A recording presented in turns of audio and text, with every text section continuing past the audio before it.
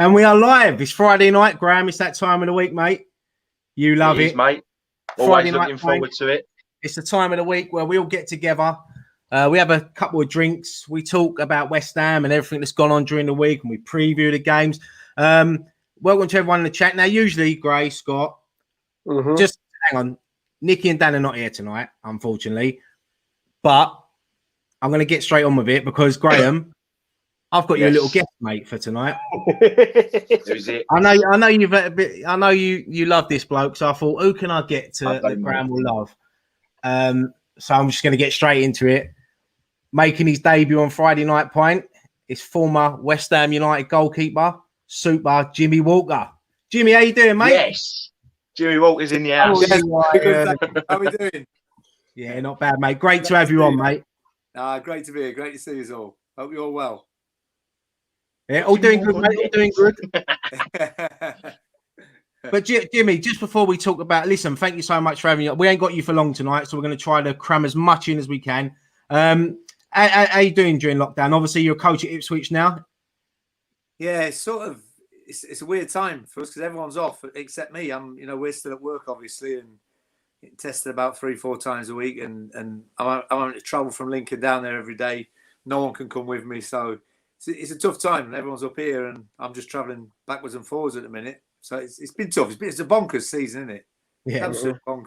I thought to myself, right, Jimmy Walker's coming on. I better look up Ipswich, how they're doing this season. So I didn't mean that, Jim. I know. No, do you know what? You're not actually doing bad. You're 4 points off the playoffs, and it's a big game tomorrow. Blackpool, 11th versus 12th.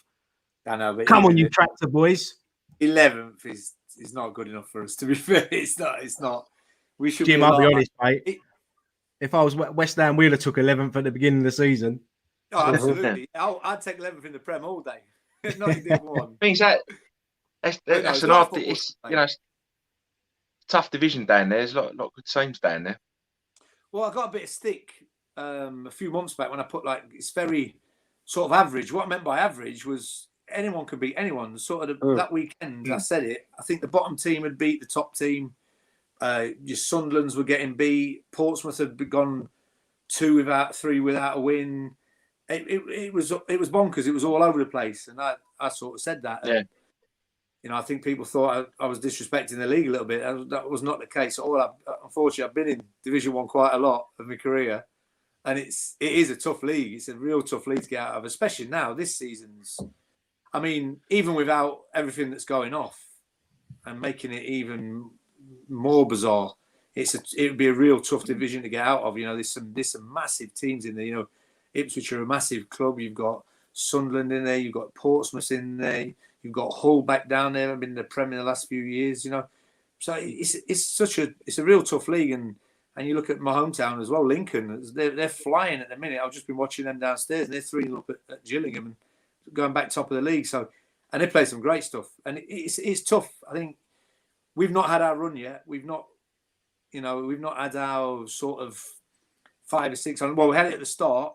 We didn't play as well as we'd hoped, but we nicked the results, which is the be-all and end-all, really. But we've not really had that spell where we play well yet for a sustained period. So I'm hoping for that. Start with a win tomorrow, and then we'll go from there. And like I say, there's a lot of football to play halfway through a season, but it's good. It's different. It's not like it was just. I mean, we spoke about it before, haven't we? Like no fans in and that, and the atmosphere is so much different, and it's just not football for me as it was. Yeah. No, it must be. It must be weird not having fans there, especially the Premier League seems to survive money wise, but it must be tough for League One teams financially not having the fans there. And the sooner we get them back, the better, mate. Absolutely. I mean, I was always of the ilk. If it's not safe enough for fans to come into the ground, it shouldn't be played. Simple as that. For me personally, you're outside. It's sort of probably one of the safest places you could go to, I think, especially if you limit the number of fans in there. We've got near 30,000 at Ipswich. Yeah. At London Stadium, there's 60-odd thousand. So you tell me 10,000 wouldn't be safe. If 10,000 aren't safe in stadiums like that, then it shouldn't be on for me. But that's a different matter. And I haven't got no say in that. I just try and get on with it. And I hope we get as we can when the fans come back. Just quickly, there's a lot of love in the chat for you, Jim. What we'll do is in the last 10 minutes. Jimmy's here to about 8 or just after. What we do last 10 minutes, we do a little Q&A. You can ask Jimmy whatever you want. We get some funny questions going. Jimmy's always good for a laugh. But ask him about the Lampard penalty. Yeah. No, I don't like to talk about that. No, I know. And I love your story about the FA Cup final where you would have tipped it round the post, and you know what? Go on, Jim, you can say it. Fucking Gerrard, go on, get out of your system. Fucking Gerrard. Still hurts me to this day, I swear. I still. I mean, the book's getting close. I've been threatening to do a book for the last 4 or 5 years, and something's always come up. And you know, I've always had jobs and that, and it gradually chipped away at it. And the first lockdown, when we was locked down properly for 4 months, I really cracked on with it a little bit. And just going back over the West Ham days was incredible. The amount of stories that I can't tell on things like this. That are actually... funny you should say that, Jim, because Graham wrote a book during lockdown. Have you ever read Thomas the Tank Engine? Right, Jim, I want to talk to you a bit about West Ham this season. I mean, what a season the club's having under David Moyes. The other night, Jesse Lingard on his debut, 2 goals. I mean, let's talk a little bit about the other night. I mean, tough for Jesse Lingard that hasn't played for a long time. Started Aston Villa away, tough game, and he gets 2 on it. What a dream debut for him. What was your thoughts on it, mate?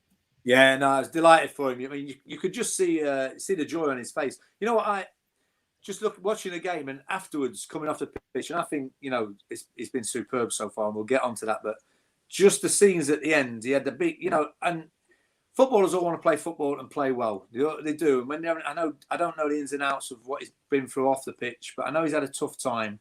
It's been well documented. He's had a tough time off the pitch and not been playing where he can take his mind away from it. And he's a top player when he's playing, to be fair. But I just like him coming off the pitch the other night. I think there was Declan Rice had his arm around him, and he looked like they were saying to him, "Oh my God, how did we get hold of you? What a player!" And you've got Kev Nolan as well, who I think's been a massive influence behind the scenes. I know Kev well, and I know how good he is in the changing room. So I could just imagine him in there, and he had his arm around him and that, and you know, he was probably saying the same as Declan and all that. And I told you so.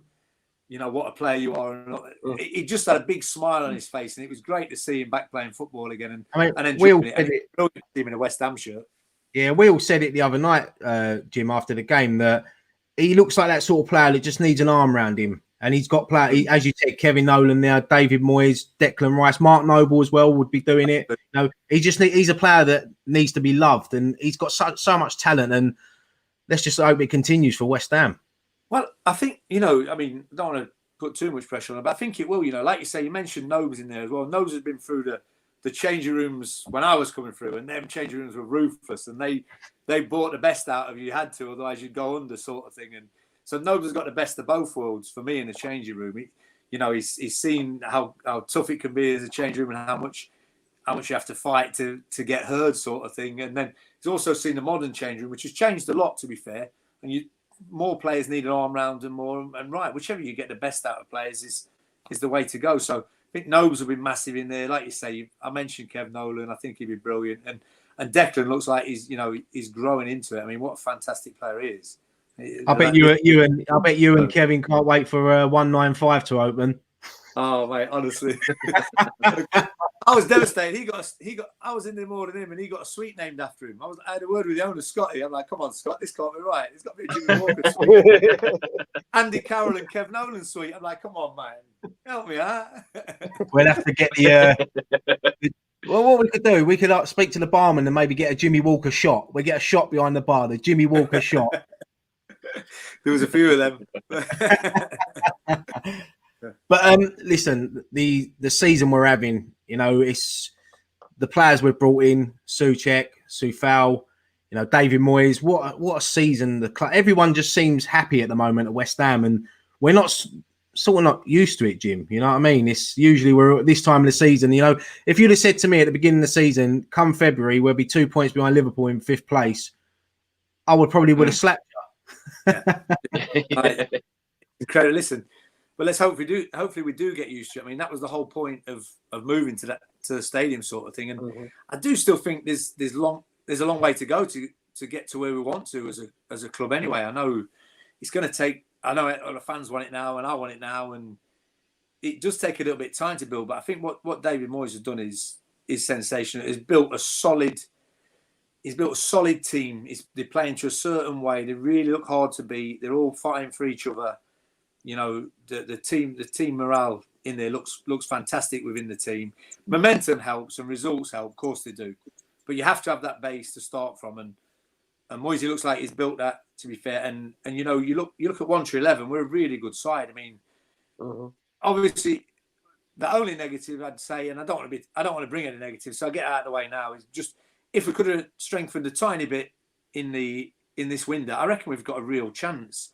The only thing is, if we've got 1 or 2 injuries, we might just not sustain what we've done so far. But hopefully that doesn't happen, you know, and hopefully we do. But you look at the back four, and you look at, you know, Agbonna's been sensational.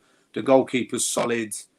You know, Ku foul the other night was, you know, he was incredible. Someone mentioned to me on Twitter earlier, he reminded me of Tommy Rebker a little bit. Yeah. I could see it, but his will to defend and play for the team, and you could see him looking every time the ball broke. He's just looking for Grealish. Where is he? Where is he? It's my job. And he was homed in on him, and he was on him, and you could tell they've worked on it so hard in training, and the shape they had was great the other night. I thought against Villa, and it was a great team performance, accomplished team performance. I thought, and you know, the goals we scored. I mean, Souček has been unbelievable. What a find he's been, you know, and he scores just at the right time at the minute, which is such an art. You know, we're 2-0 up, we're cruising. They score, which was always going to have a little part. I think it's the only time Grealish got free. He had to go on the other side of the pitch to Kufal to get it, and he slipped him in, and you know, it was a great goal from them. And you thought, 10, 15 minutes to go, 2-1. Can we hang on? But then we went straight down the other end, and Souček popped up again, and Lingard popped up. Sorry, and it was, you know, it was unbelievable. So to have that quality in there, with Souček banging the goals in, now Lingard adding to that as well, it's scoring at the right time. You know, we look like we've got goals in us, which is great. And like I say, hopefully we can keep everyone fit, and we've got a real chance of definitely ending in the. You'd like to think the top 7 or 8, really. You know, without getting too carried away. And anything Jimmy, I just want to ask you one question, mate. Are they West Ham pajama bottoms you got on there, mate? Mate, I'm locked down rock and roll. We've got to have a look at them, bad boy. Look at them. West Ham rock and roll in this lockdown, mate. I've got pajamas on at 7 o'clock. Sales of West Ham pajamas are going to go through the roof now. Yeah, tell you what, comfy as well. You've been a bit quiet, mate. I'm just listening. You got anything you want to speak about, Scott? No. I said I'm still buzzing from the other night. Let's be honest. I can't believe the performance. And like you saying, Jim, like with the team playing well at the minute, and Moyes taking a lot of credit. I think I'm with you. What he's brought in backroom staff wise is showing. Especially like you said, Nolan, but Stuart Pearce coming in as well. Since Pearce's come in, we've tightened up so much at the back. You know, we look at times unbreakable at the back, you know, and you just got to give Moyes so much credit for the way he's getting the boys playing, but also with that staff he's got behind him, they all seem to they're all on a similar wavelength. You know, he's got guys in who have the same sort of mental attitude as him. Absolutely. Well, you look at the pedigree of the backroom staff. They've all managed at a good level. Like Pearce's resume is sensational. Not only is it he was one of my favourite players to watch. Piercy, if I'm being honest, rolling from left back was sensational. He was solid. What a player! But like as a coach, he's managed Man City, managed England under 21s. I think it was for 4 or 5 years. Might have been more. You know, so he's got a great resume. Alan Irvin's managed, and Nolan's managed maybe a little bit lower down, but he's managed. They've all got that experience, and it looks a real good setup there. I mean, real good setup. You know, love to be involved. That's it. They look like they look like the backroom staff that you'd want to turn out for. You know, you'd want to play for, and you can see the players. They listen to the instructions that they're given, and for me at the minute, we look like a side that hasn't got an ego within that dressing room. Every player wants to learn. Every player seems to. The players are buying into what the manager's selling. And that's why I think we're seeing the performances that we're seeing, and everyone's pulling for each other, and it's just so refreshing. that was the risk when we signed Lingard. A lot of people thought that a big ego was going to come and upset the dressing room, but I don't get that feeling from him. I feel like the players have come out and said he's settled in well. He's a shy lad. Someone like Ben Rama as well. He's been unbelievable this season. Desperate for a goal, it will come. But what a player! I mean, if you've got Souček and Rice sitting there, and you're looking in front of you, and you've got Ben Rama, Fornals, Bowen, Antonio, crazy Lingard. And then you've got Yarmolenko, Lanzini on the bench. Fucking hell. I'm getting excited, Jim. This is what I like about this. Well, the thing I like about this team is, in the past, maybe we had one or two players that could turn a game for us. And if they were sort of snuffed out in a game, we weren't going to do, it weren't going to happen. But now we've got sort of 5, 6, 7 players that can influence a game. No, absolutely. There's a lot of quality, and I do like Ben Rama as well. He's been he needs a goal, like you say, but he's been some of his touches sensational. His vision is sensational. So he was a real good. Is he still on loan or is he signed? No, we bought him now. Permanent there.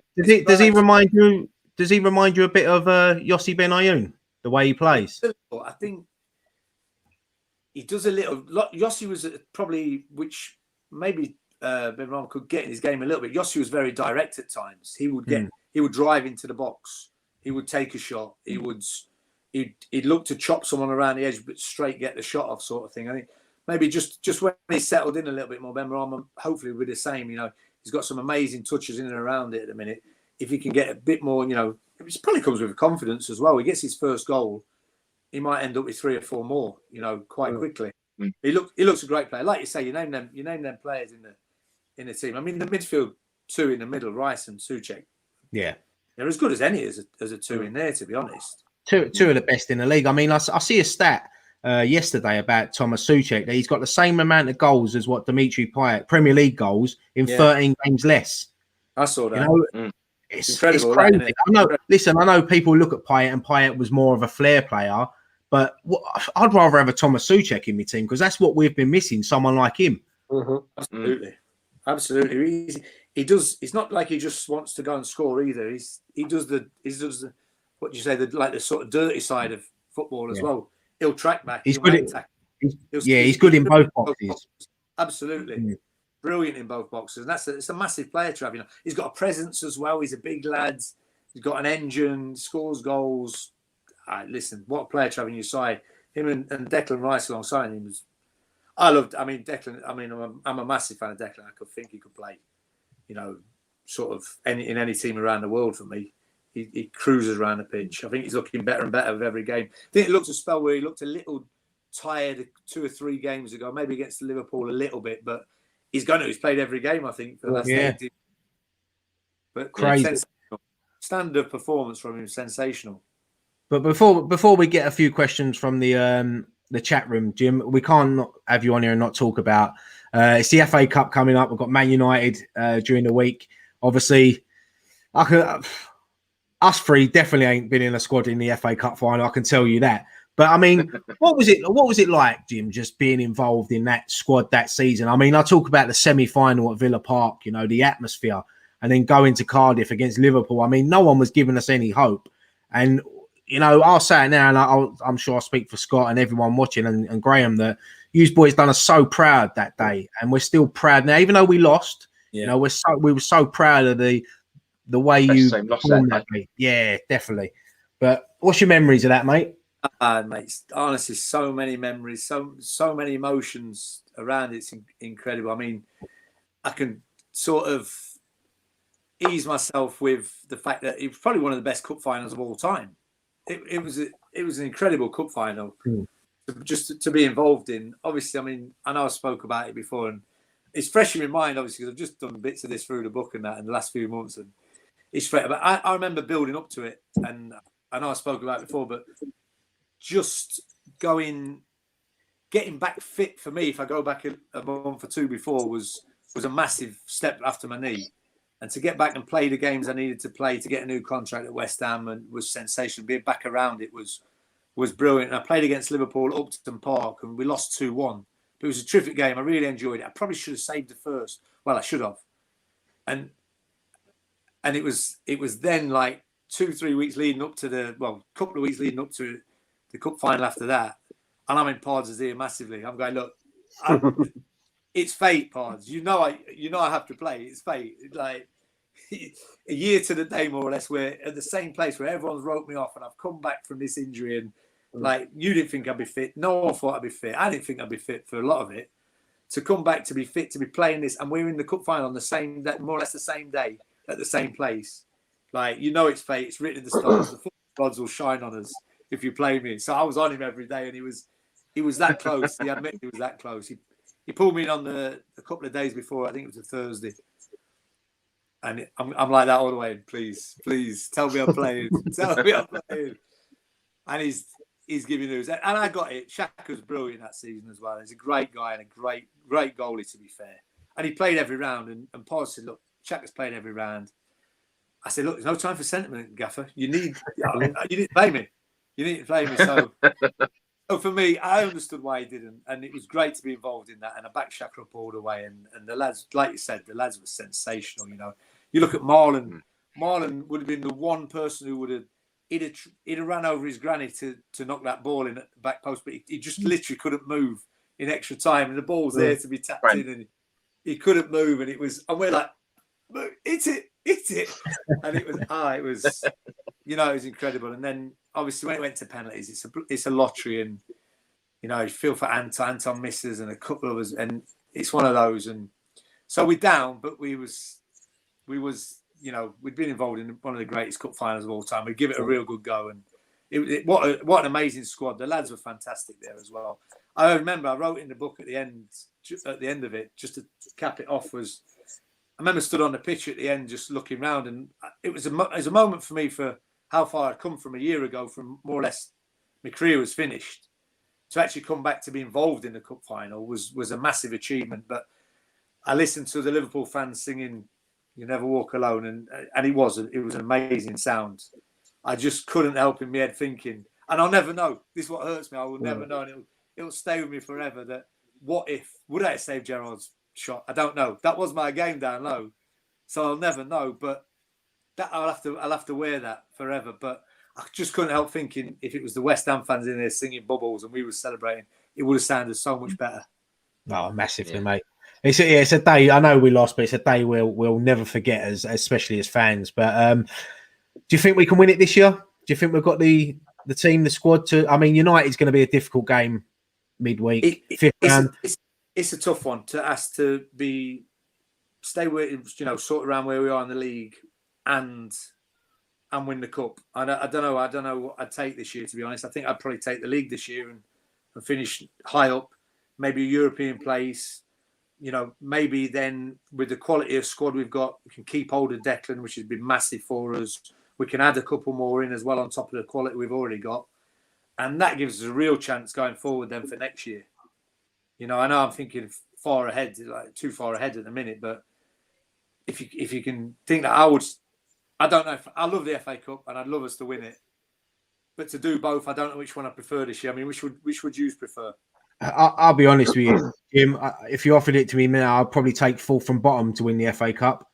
Honestly, I've never seen us win the FA Cup. I mean, Graham was at the 1923 FA Cup final. Here we go. Honestly, mate, I would give anything just for one FA Cup. In my lifetime, I was born in '84, so I wasn't. It'd be a massive. I would say I'd take as much as I know that West Ham should be in Europe. Just for this season, I think I would take fourth from bottom right now in the FA Cup if you give it to me. Honestly. So I think it's the way the season's going at the moment. I think this is again back like that last season at Upton Park. If we're ever going to do it, this is the season we're going to do it. Because at the moment everybody's beatable, and I think that it plays a big part. Is we're playing really well. We don't look like we fear anybody, and teams are worried about us. Even the big boys, they are slightly worried about us. And I just think that it'd be a killer because obviously we could get all the way to the final and then there'd be no fans there, so we don't get to experience the cup final or even the semi-finals if they're going to be held at Wembley. But I just feel that this could be the season with everything that's going on. This could be the season that we do it. But as I said, as Ryan said, United's going to be a tough game. Yeah. I mean, like I say, I think we can give anyone a game at the minute. Make life difficult for anybody. But I say I was too young to remember 1980. Bollocks. I know we say that. I know. I know. Like you say, no fans at the ground, but it doesn't mean it would mean any less if we did win it. I mean, 2006, even though I wasn't at the game, didn't hurt any less. Still hurts now. Yeah. You know, I haven't watched the game again since that day. Can't watch it. Can't bring myself to do it. But so I think even if we got to a final and fans couldn't be there, it wouldn't be any less of an achievement or mean any less to the fans. No. So I think I'm with Ryan. I think I'd take the FA Cup. Yeah, all day long. But what we do, Jim, I've got you for another 5. Maybe I might push it if we can do another 10 minutes. Get a couple of questions in for you, Jim. He's got a chicken madras in the oven waiting. That's fine. Don't. I had that last week, mate. It went straight through me. I usually a Coleman. I sweat with a Coleman, but I had a madras and it went. I quite like the masks at the footy. Like we have to wear the masks obviously around the changing room and that on the pitch. But I quite like that because I can have a curry every Friday night and no one knows.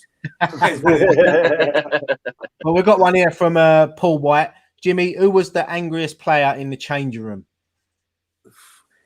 To be fair, both fullbacks spring to mind.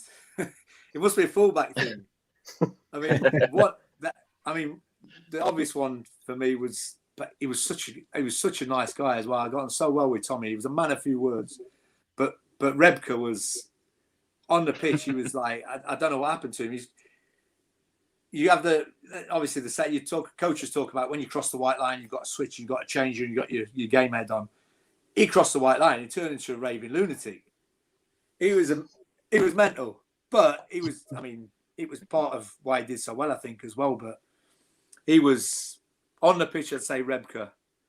And I'd also say one of my best mates from that time at West Ham was Rufus Brevitt. And he Really? was an angry man. I'd have never thought that. Honestly, mate, when I was at Walsall, and he was at like Fulham mostly, and West Ham, I think I played against him for Walsall. 4 or 5 games I played against him. My good mate was Darren Rack, who was on the wing at the time. So they're having a battle. And after every game, I can guarantee there was a fight down the tunnel. And it was always, I'd see in the middle of it, these dreads just like rocking about in the middle. And I hated him, honestly. And then when I first took up at West Ham, Pards had the bright idea because he was Derby. And I was Nottingham. He went, East Mids boys, we'll put you together in a room. I'm like, oh, no, please, no. But he was brilliant. He's one of my best mates. One of the funniest guys I've ever met. But again, him and Rebka, it must be a fullback thing, the angriest men I've ever known. Got a question here from Gary. He says, ask Wack if he remembers me pinging a 25-yarder past him when he played for Sheepbridge. Nah, I never let any goals in like that. Sheepbridge. I was sensational then. What was that? Under 15s. To be fair, he might have done if it was the top corner because I was about 4'10" still then. I only grew about another 6 inches next year. I mean, this one here from any 25 yards that gone in, I've selectively took out my memory. Here's one from. I'm saying I would have saved Gerrard's. Here's one from Brandon. Who was the funniest in the changing rooms? I mean, there's probably a lot you can choose from here. Do you know what? When I went there, it was such a good changing room for the whole of the time. It was great. Everyone brought something to the party. Like you talk about no egos.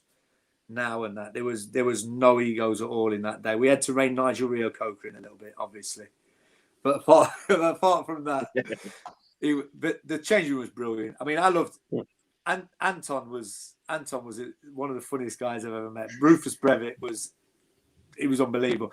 Rufus was better on a night out, to be fair. Anton was brilliant around the lads in the changing room. So was Rufus, but Rufus on a night out was different gravy.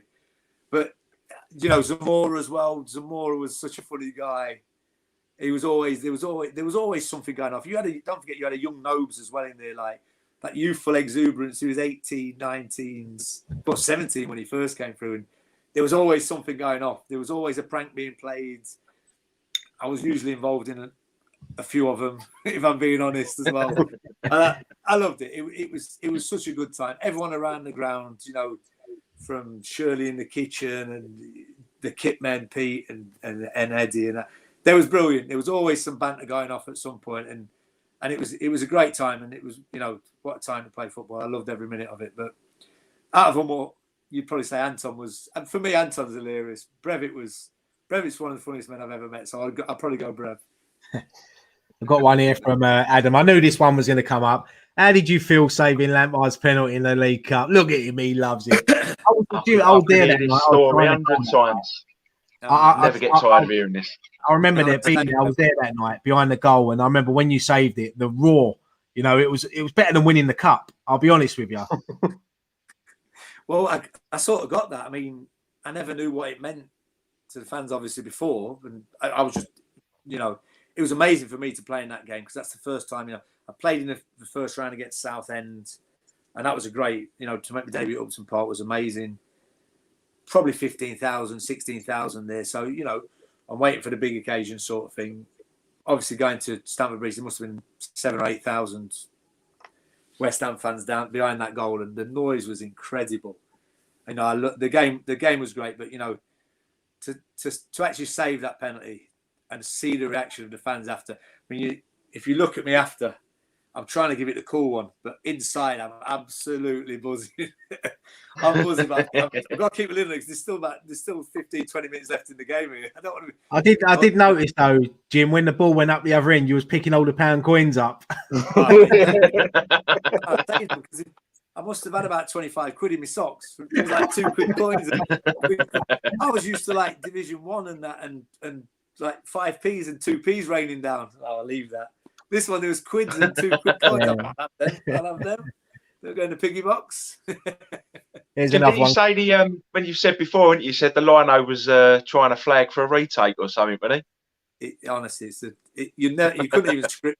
You couldn't even. I saw Andy D'Urso at a game. I'm going back a little bit further now, but maybe a year or so ago, a couple of years maybe. And I was like, Andy, all right, mate, my favourite ref of all time. And he knew exactly what I was talking about straight away. Because they had the earpieces. It was the days before the earpieces.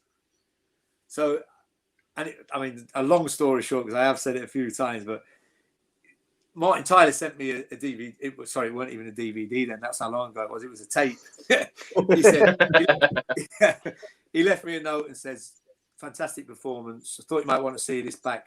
P.S. Just look at the linesman and the rest reactions after the penalty. I got carried away the first couple of times watching the game back and watching the saves and enjoying it. And I thought, oh shit, what was he on about with a ref and that? So I looked at it, and their camera view was a wide angle sort of screen from ITV. And as I made the save, I mean, literally, I more or less turned it into a spread save. I was that close to him in a block. I was that far. If I wouldn't have to draw the dodgy lines now, they'd have been at that angle to get I was about 8 yards off my line, I think. But as he hit it and saved it, I mean, before it must have been held up for 4 or 5 minutes with everything that was going off. Rebke was kicking off. Brev was kicking off. I was picking the coins up. It was all the fans are going mental. And I'm looking at Lampard and thinking, no way is he. I mean, Frank's a fantastic player, but I thought, no way is even he this cool. He's just gonna have to smash this. He can't place this. So I just stood up as long as I could, got down the line as far as I could, and managed to get a block on it. And the game's carried on, and the roar behind was incredible. But on the wide angle screen, you just see the linesman. Well, you don't just see him in this screen. You see him flagging furiously, and you could just see Andy D'Urso and obviously without the things in his ear, he couldn't say anything to him. But he's just giving it that one running off, going, "Fuck that, play on." Play on. Love it, mate. And when I spoke to him, he said, Jim, I had to do it. He said, I got in so much trouble for it, but I had to do it because I think I dread to think what happened. The game would have probably got abandoned. I mean, definitely the shed end would have been no more. But got a question here from, and I was delighted because, like I said, I've still not bought a drink in Essex from it since. And as a tight Northerner, that's brilliant. Yeah, I bet you love it. But Aaron's got a question for you, Jim. He's going, what was Teddy like to play with and having the squad? Obviously, Teddy Sheringham. Sensational. Yeah, sensational. There's no other word for him, to be honest. We was away in Sweden, actually, on pre-season when he signed. So obviously we heard he was there when we got back, and he'd already been in training, found his feet sort of thing around the place. And we went back and actually sat next to him. I was fortunate enough to sit next to him in the changing rooms for like the 2 or 3 years that he was there. And, you know, what I mean, I've only ever seen Teddy on the telly and scoring, you know, in Champions League finals and looking at him going, what a player this guy is. To have him sat next to me and be around the squad, he was a fantastic guy. He's a gent. He's just a proper fella. He knows his football inside out as well. And he was brilliant. Around the squad then a couple of years. I mean, on the pitch as well for the first 2 years, he was brilliant. He was sensational. So much quality. Probably one of the best finishers I've ever played with, to be honest. He was just such a clever player. But around the squad, day in, day out, he was different gear. And, you know, we had a lot of young lads in the squad that year, like you say, about Nobes and, you know, Antons and Nigels and people like that. And he was just great around it. You know, we had a couple of older statesmen like me and Teddy, and then, you know, if anyone got out of line, he'd just tell them how it was and say, this is not how you behave. This if you want to carry on and have a real good career in the game, this is how you do it. And you had to listen. He'd been there, done everything, you know. Are you surprised that he's never gone on to have a good management career? Like, he obviously had that stint at Stevenage, but with his knowledge of the game and experience, did you ever think he would have gone to the top? And the way he talks about football as well is, you know, he's so knowledgeable. But management's really difficult. Just because you're a good player and you know your football, there's different ways of getting it over. I've not worked with Teddy, so I don't know if you know, it was. I think talking maybe a little bit out of turn, he's gone into Division 2 at the time with Stevenage with players he didn't know. He doesn't know the league. He's never been at them levels. Yeah. He doesn't know the players. There's no disrespect to the players. They know that they can't. The players he's played with are absolute world-class players for most of his career. So he's probably expecting them to do something that they can't do, and when he can't, it's a real challenge then. So I think possibly for me, and like I said, I don't want to talk out of turn, but he would have been better suited to maybe going in trying to stay in for a higher job sort of thing. You know, like Lampard went at Derby with very good players, and he took some great players on loan from Chelsea as well. He was really clever on that. And they had some good players around that. And the Championship, you know, then players can still do sort of, not get to the world-class levels, but they can sort of more or less do what you want them to do without having to explain too much. I think he may have found his feet a little bit easier that way, to be fair. But, you know, he's one of them. But I am surprised. I expected him to go on to be a really good manager. He's a guy I'd love to work with as well. The last thing I see Teddy Sheringham on was when he was on The Masked Singer last year, dressed as a tree singing Evergreen. I'm like, what's going on here? And then this year you got Glenn Hoddle doing it. Jim, what are you going on there as next year? No, listen, if I'm going on, I ain't going masked. I'm going balls out. Oh, that's it, mate. You'll know it's me. I've got one more question for you, Jim, from Philip. Who is the best goalkeeper you have swapped shirts with? Do you know what? I regret it. I regret it a little bit now, but I was never one for swapping shirts. Like, I've got a couple of my West Ham ones. I've got the cup final one. I've got the playoff final one. I've got one of my Walsall testimonial one, and that's the only shirts I've got really. I never really swapped them. I think I've got a Tevez one somewhere when he was at Man U, which he gave me, and I had a couple others for my testimonial, but I never really swapped shirts. It was never one of those things. But I wish I had done that, to be honest. It'd be great to keep, and you know, there's a lot of stuff that you can do with it for even to auction for charity, which I would have loved to have done. And people ask me loads of times, have you got any gloves? Have you got any shirts? I've literally got them 3, which I can't give away. They're my pride of place. Yeah. And that's it. That's it, to be honest. And like, I think if I was going to swap one, I mean, I never played against Shilton, who was my hero, or Clements, God rest his soul, who was, you know, heroes. I think I played against Andy Gorham. He would have been one I'd have loved to have kept his shirt because he was one I sort of looked up to. Being a smaller goalkeeper, he was playing at that top level week in, week out, and he was world class. So he was one when I was playing at Walsall and a little bit lower down. I always looked up to try and aspire to take me a little bit higher. And so I played against him. I would have liked to have swapped his. And I played against Schmeichel and Van der Sar. And if I was doing it, I don't think you could split them two. Van der Sar was my favourite, to be honest.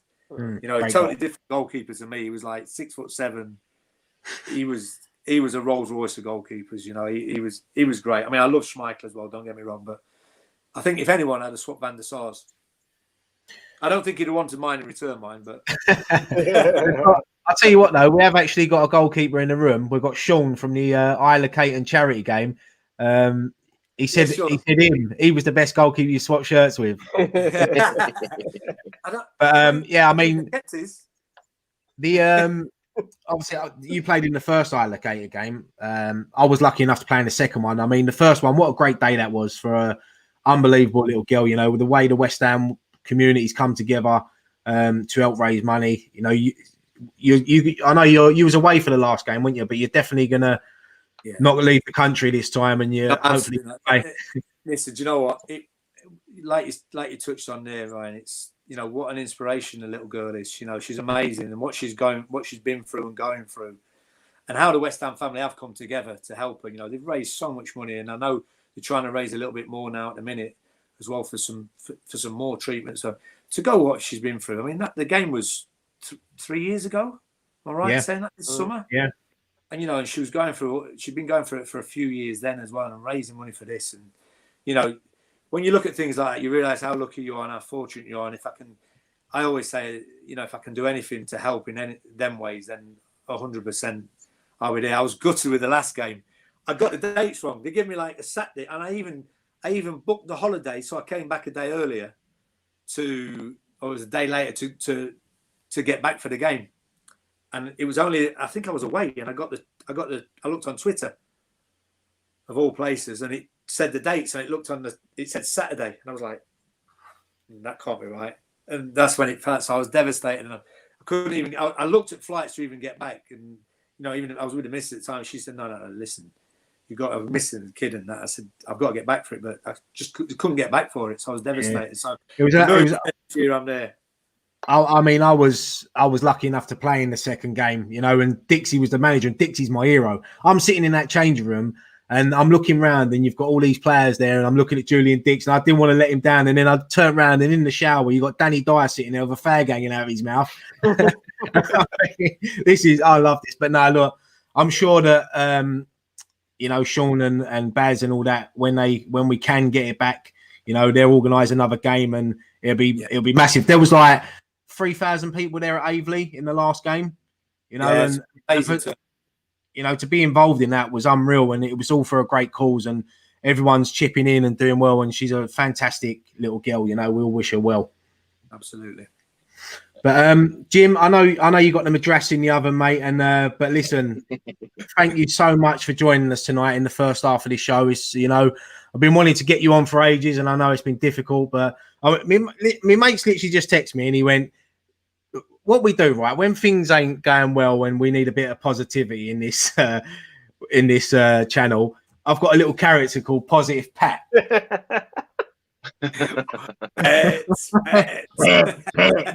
And my mate just went, "You got to show Jimmy Pat." So, Jim, that's Pat, mate. That's the best you've looked, mate. Mate, tell me about it. Tell you what, I can pull off her dress and her earrings. Don't worry about that. But now, Jimmy, listen, mate. Thank you so much for joining us tonight. Go and have your madras, mate. Good luck tomorrow. Good luck for the rest of the season, and hopefully we'll have you on again soon, and you can have a beer. You got to wear them pajama bottoms again, mate. If we can get to the pub and do it, or I'll come down and we're going to have a beer and do it, I promise I'll leave the dramas on as well, happily. Leave the playoff final shirt on as well. That's what we're planning to do. We're planning to do one of these live in the pub. That's the dream. When we can go back and we can just properly get on it and have a great laugh. But Jim, top man, mate. Paper. Hey? That'll be much better than my wallpaper anyway. Jim, we went 45 minutes without mentioning that wallpaper, mate. You're very polite. You're very polite. Jimmy, take care, mate. Thank you so much for joining us, mate. All the best. All the Thank best. you. Thanks, mate. Thanks, Take mate. care. See you later, mate. Take See care. you soon. Well, that was good, wasn't it? What a bloke, eh? What a bloke. I'll tell you what, though, I've got to say, you know, it's good to have someone like Jimmy, and, you know, with you know, it's good because I love hearing all the old stories, you know. Yeah. And Yeah. he's always been good to us, you know. We love him. I can still see him smiling down the bottom now. No, so like, you know, if he starts eating his madras in front of me, I'm going to be right upset. no, but he's just one of the nicest fellas you'll ever meet. You know, we've met him a few times. Like he's been on our channel a few times now, and every time just you couldn't wish to meet a nicer fella. Yeah, no ego with players like Jimmy. You know, all the ex-players we've had on our channel, they've all been great. You know, you know, don't ask for anything in return. You know, all great people. That's it, mate. That's it. It is. You know, that's what I said. I like it.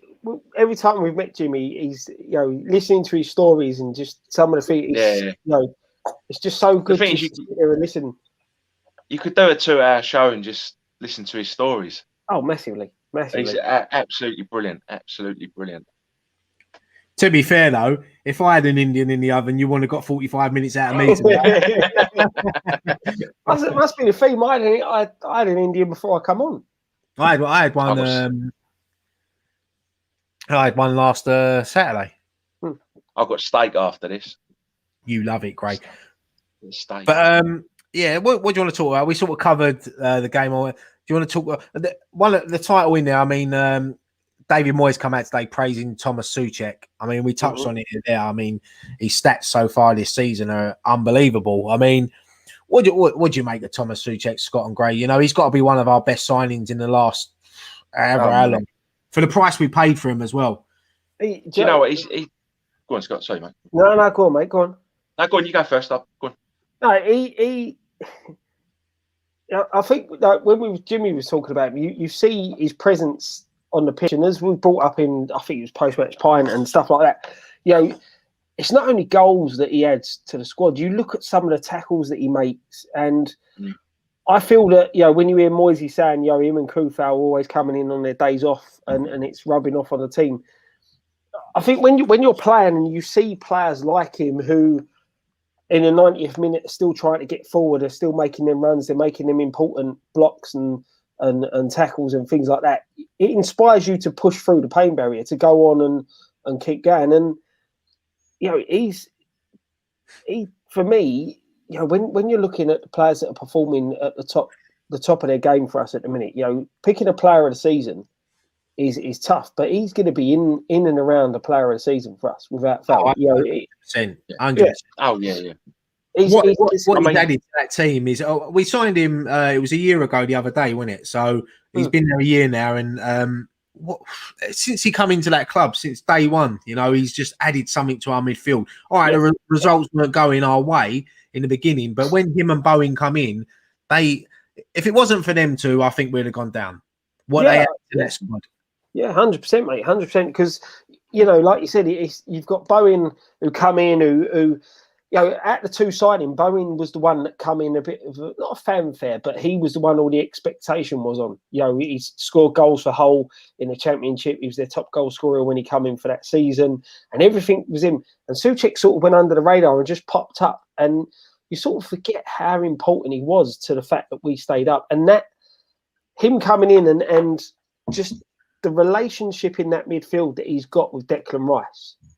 You know, it looks like them two have been playing since they were kids. Do you know what I mean? The understanding they've got in the game, that the fact that one goes forward, the other one will sit back a bit, and that you know, they seem to know each other's game inside out. And I think that shows a lot of intelligence from both players.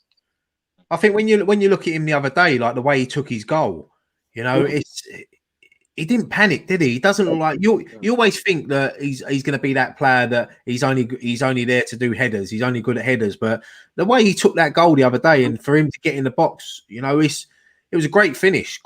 And that's it. Everyone says about his headed goals and things like that, and that's where the comparisons with Fellaini come from.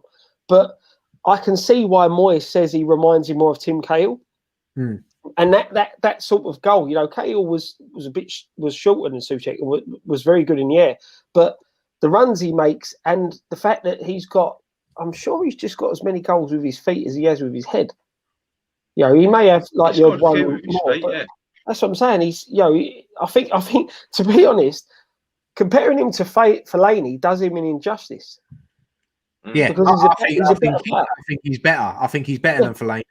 I'll be honest with you. There's a lot of people in here saying about Koufal only cost 5 million. Yeah, I was going to say, right? Can you remind us how much it costs? People tweet me about it all day long, and I enjoy that banter. This is why I love doing the show. I mean, you probably, as we was doing a Jimmy Walker interview, you see some comments coming up from a certain account that keeps making accounts just to slag me off. But listen, people like that don't bother me. He's probably watching me now.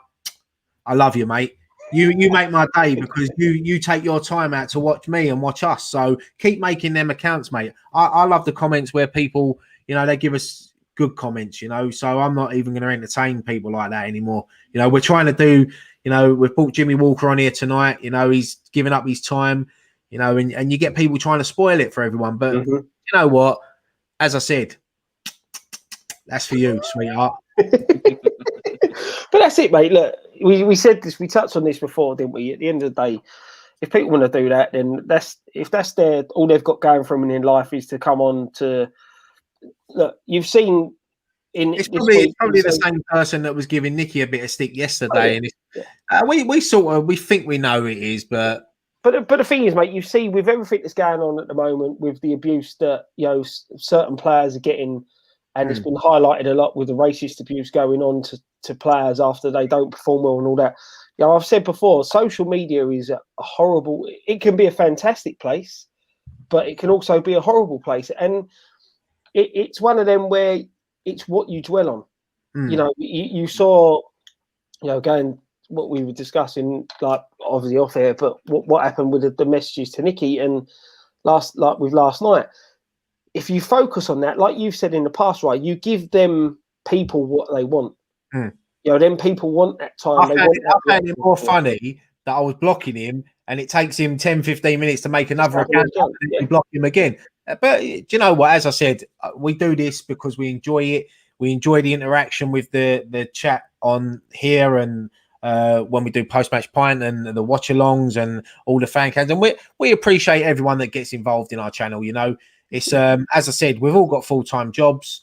We do this as a bit of part-time. We love it. We enjoy it. So the thing is, as well, this is a hobby. But as much as we had during lockdown and all that, we had people coming, putting in the comments saying, "Oh, you guys, watching this, it gets us through lockdown," stuff like that.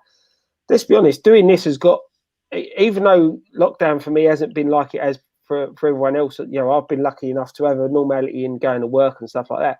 But in a way, this keeps me sane. This chatting to you guys keeps me on a level where things are going to get back to normal. You're going to be able to go to the pub and stuff like that. And it's just, it's a relief to sit here on a Friday night and chat to me mates, because it's been a killer that you can't do that. And especially for us when you think that we saw each other every weekend or every other weekend. And this is what I said. When you look at YouTube as it is sort of social media, and it keeps us connected, and it keeps the people in the chat. You see people in the chat saying hello to other people who they only know through the chat and stuff like that. And it's a good thing to see. And unfortunately, the negative side of social media, the negative comments that you get, dwell more on you than the positive stuff and the positive stuff that you can take from stuff. I'll be honest with you, Scott, it used to, but believe me, it doesn't really bother me, mate. And I feel a bit pissed off myself that I've give that person a little bit of airtime. But anyway, fuck them. Let's move on. Exactly. We're here to have a laugh. you do dwell a little. Even you get a bad comment, you sit there and think, but for every bad comment you get 10, 15 positive ones. And as I've said before, you just got to focus as much as possible on the positives in life. Oh yeah. Nah, that's it. Especially Anyway. with everything that's going on in the world, there's bigger things to worry about. 100%. Anyway, let's talk about something funny. Let's talk about Souček. Yeah, have you seen all the pictures going around about him and Jack Grealish? I mean, I love that video. Someone done a video, didn't they, of him like pulling Fredericks away from saying sorry to him and all that. And that's a proper old school defender, isn't it? That is proper old school, and that's what we love. The thing is, mate, you put a challenge in on someone, you don't apologise for it. You're letting them know you're there. You're letting them know. You never used to, did you? Yeah, you never used to. Listen, you want when you're a defender, you don't want to kiss and cuddle the person you're up against. You want them to know that they walk off that pitch and they cannot stand the sight of you.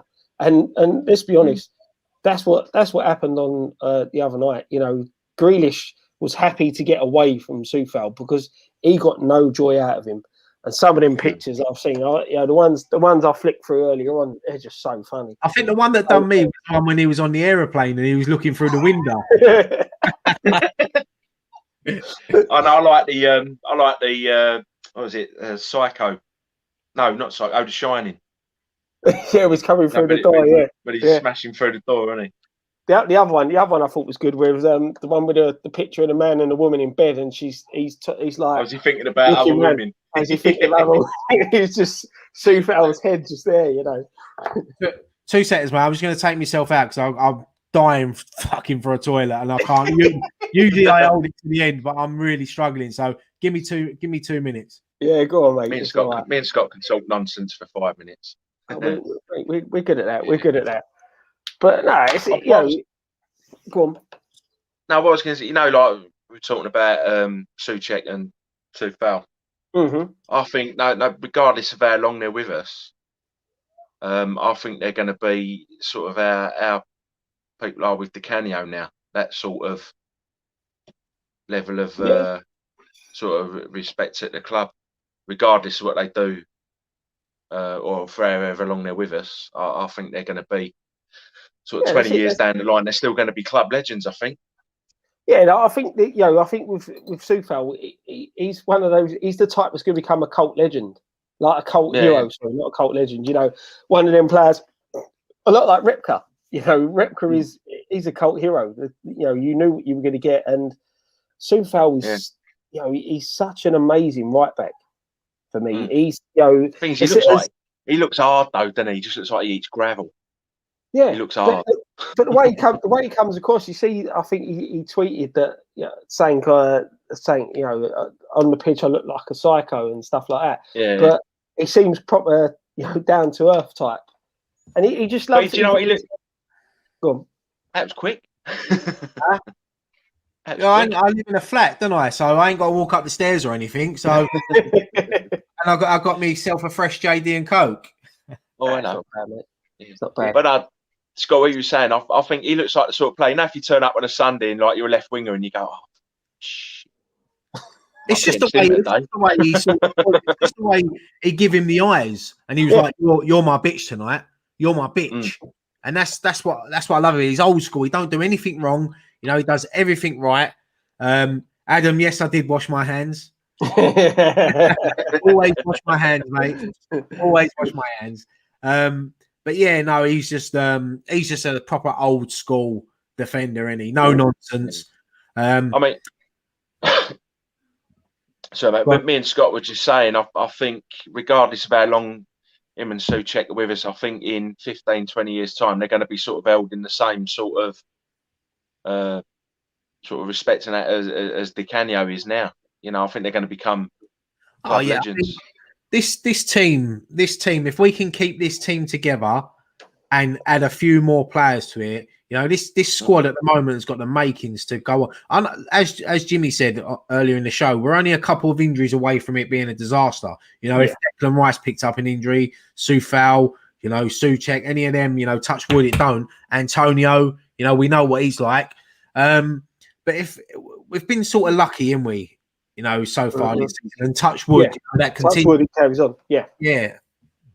But the thing is, I know I've said in the past that you don't want to heap pressure on the youngsters if they have to come in. But when you look at it, all right, if we do pick up an injury to Antonio, and I hope we don't, Antonio deserves not to get another injury, if you get what I mean. The way he's been, the way he's transitioned into this striker that Moyes is making him into. All right, we know we've said, he hasn't got the finishing ability. He's not a natural finisher, but he deserves to have a long run. He deserves to have this half of the season without picking up a knock because of the effort that he's putting in.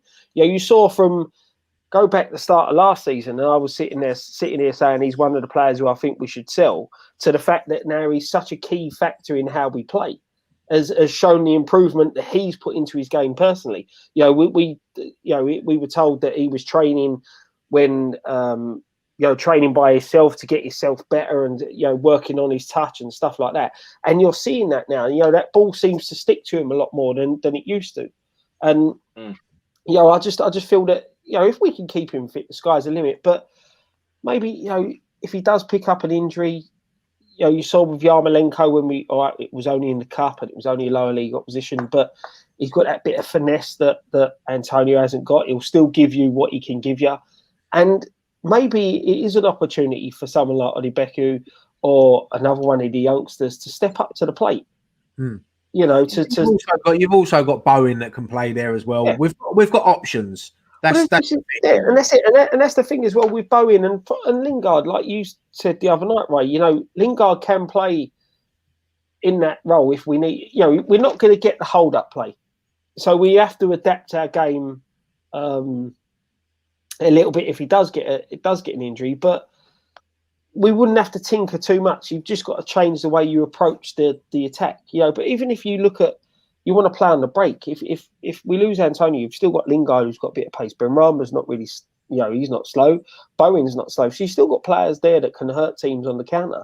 And we've seen with Yarmolenko blows a lot hot and cold, but we saw it against Chelsea when he scored that winner right late on. And you've seen flashes of the skill that he has. It's just working him into that position if we need to. We just had a donation here on the super chat, $25. Calendar is looking more likely, Ryan. Yeah, I know. the more we're doing Thank well. You very much, Andrew. You know what? Listen, I'll take one for the team. I'll take one all day long. Thank you so much for that donation as well. We've got another one. Thank you for that donation, Andrew. Thank you very much. $9.99. All this talk about Soufal, but Creswell's also playing amazing this season. Happy for him.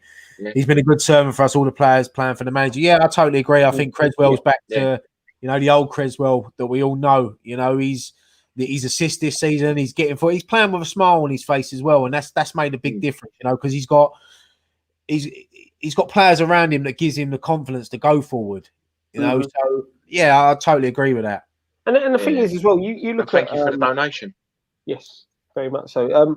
You look at Creswell against Villa when he took that free kick, and obviously he's in discussion with Kufal who's going to take it. Kufal wants to cross it in. Creswell's got the confidence that he wants to have a go, and you see Kufal try and push him over, and you can just see there's a bit of camaraderie in the squad there. That wasn't a shove to say, "Oh, you're an arsehole for you're taking this free kick. I should be taking it." It's one of them. Well, go on then. If you think you're good enough, whack it. Have a go. And that's good to see. And Creswell, he is playing a lot better. I still he looks more comfortable for me in that three at the back, more than when he's at left back. He looks a lot more comfortable to free. And I think if we can get Masuaku back, it gives us more options to rotate how we play, changing the system, changing the style. Because I think that five at the back suits when we play sides like Liverpool's, United's and stuff like that. I think with the four, especially when you're up against like attacking threes like these teams play, with that four, I think we're a little more open. I think with the five, it gives us a bit more protection when we're playing the bigger sides. Yeah, and don't forget his deliveries as well into the box. Like Cresswell when he gets forward. That's something he's been working on in that's something he's been working on in training. So again, this is the Souček Sufal effect of players training more than what they want than what they used to. Yeah, no, and do you know what? I just want to touch on this as well. I see it today that David Moyes and Dawson are up for monthly awards. Obviously, Player of the Month for Dawson and Manager of the Month for David Moyes. It's tough because David Moyes, he's up against Guardiola, who's had a great month. So, but how far does it show that he's come as a manager? This time last year we was in a relegation battle, start of the season. People thought we was. I mean, I remember watching pundits during the summer saying that we was odds on for a relegation. We lost at home to Newcastle, and that just give them the ammunition to, stick it up us and say, yeah, they are getting relegated. But what a job he's done. Not only from just on with the team, but off the pitch as well. Unbelievable. I mean, I said myself, at the start of the season when we was going on, predictions. I was thinking like 13th, 14th, so. But yeah, absolutely fantastic this year. Like I say, I know you say he's up against Guardiola, but when you look at what Moyes has achieved on the budget we've got to what. Yeah, that's it. Guardiola's got what he's got at his disposal. I'll be honest, mate. I hope he don't win it because there's that hoodoo in it when West Ham managers win manager of the month. Sorry, we go on a bit of a barren patch. So it's good for him to be nominated. But yeah, give it to Pep.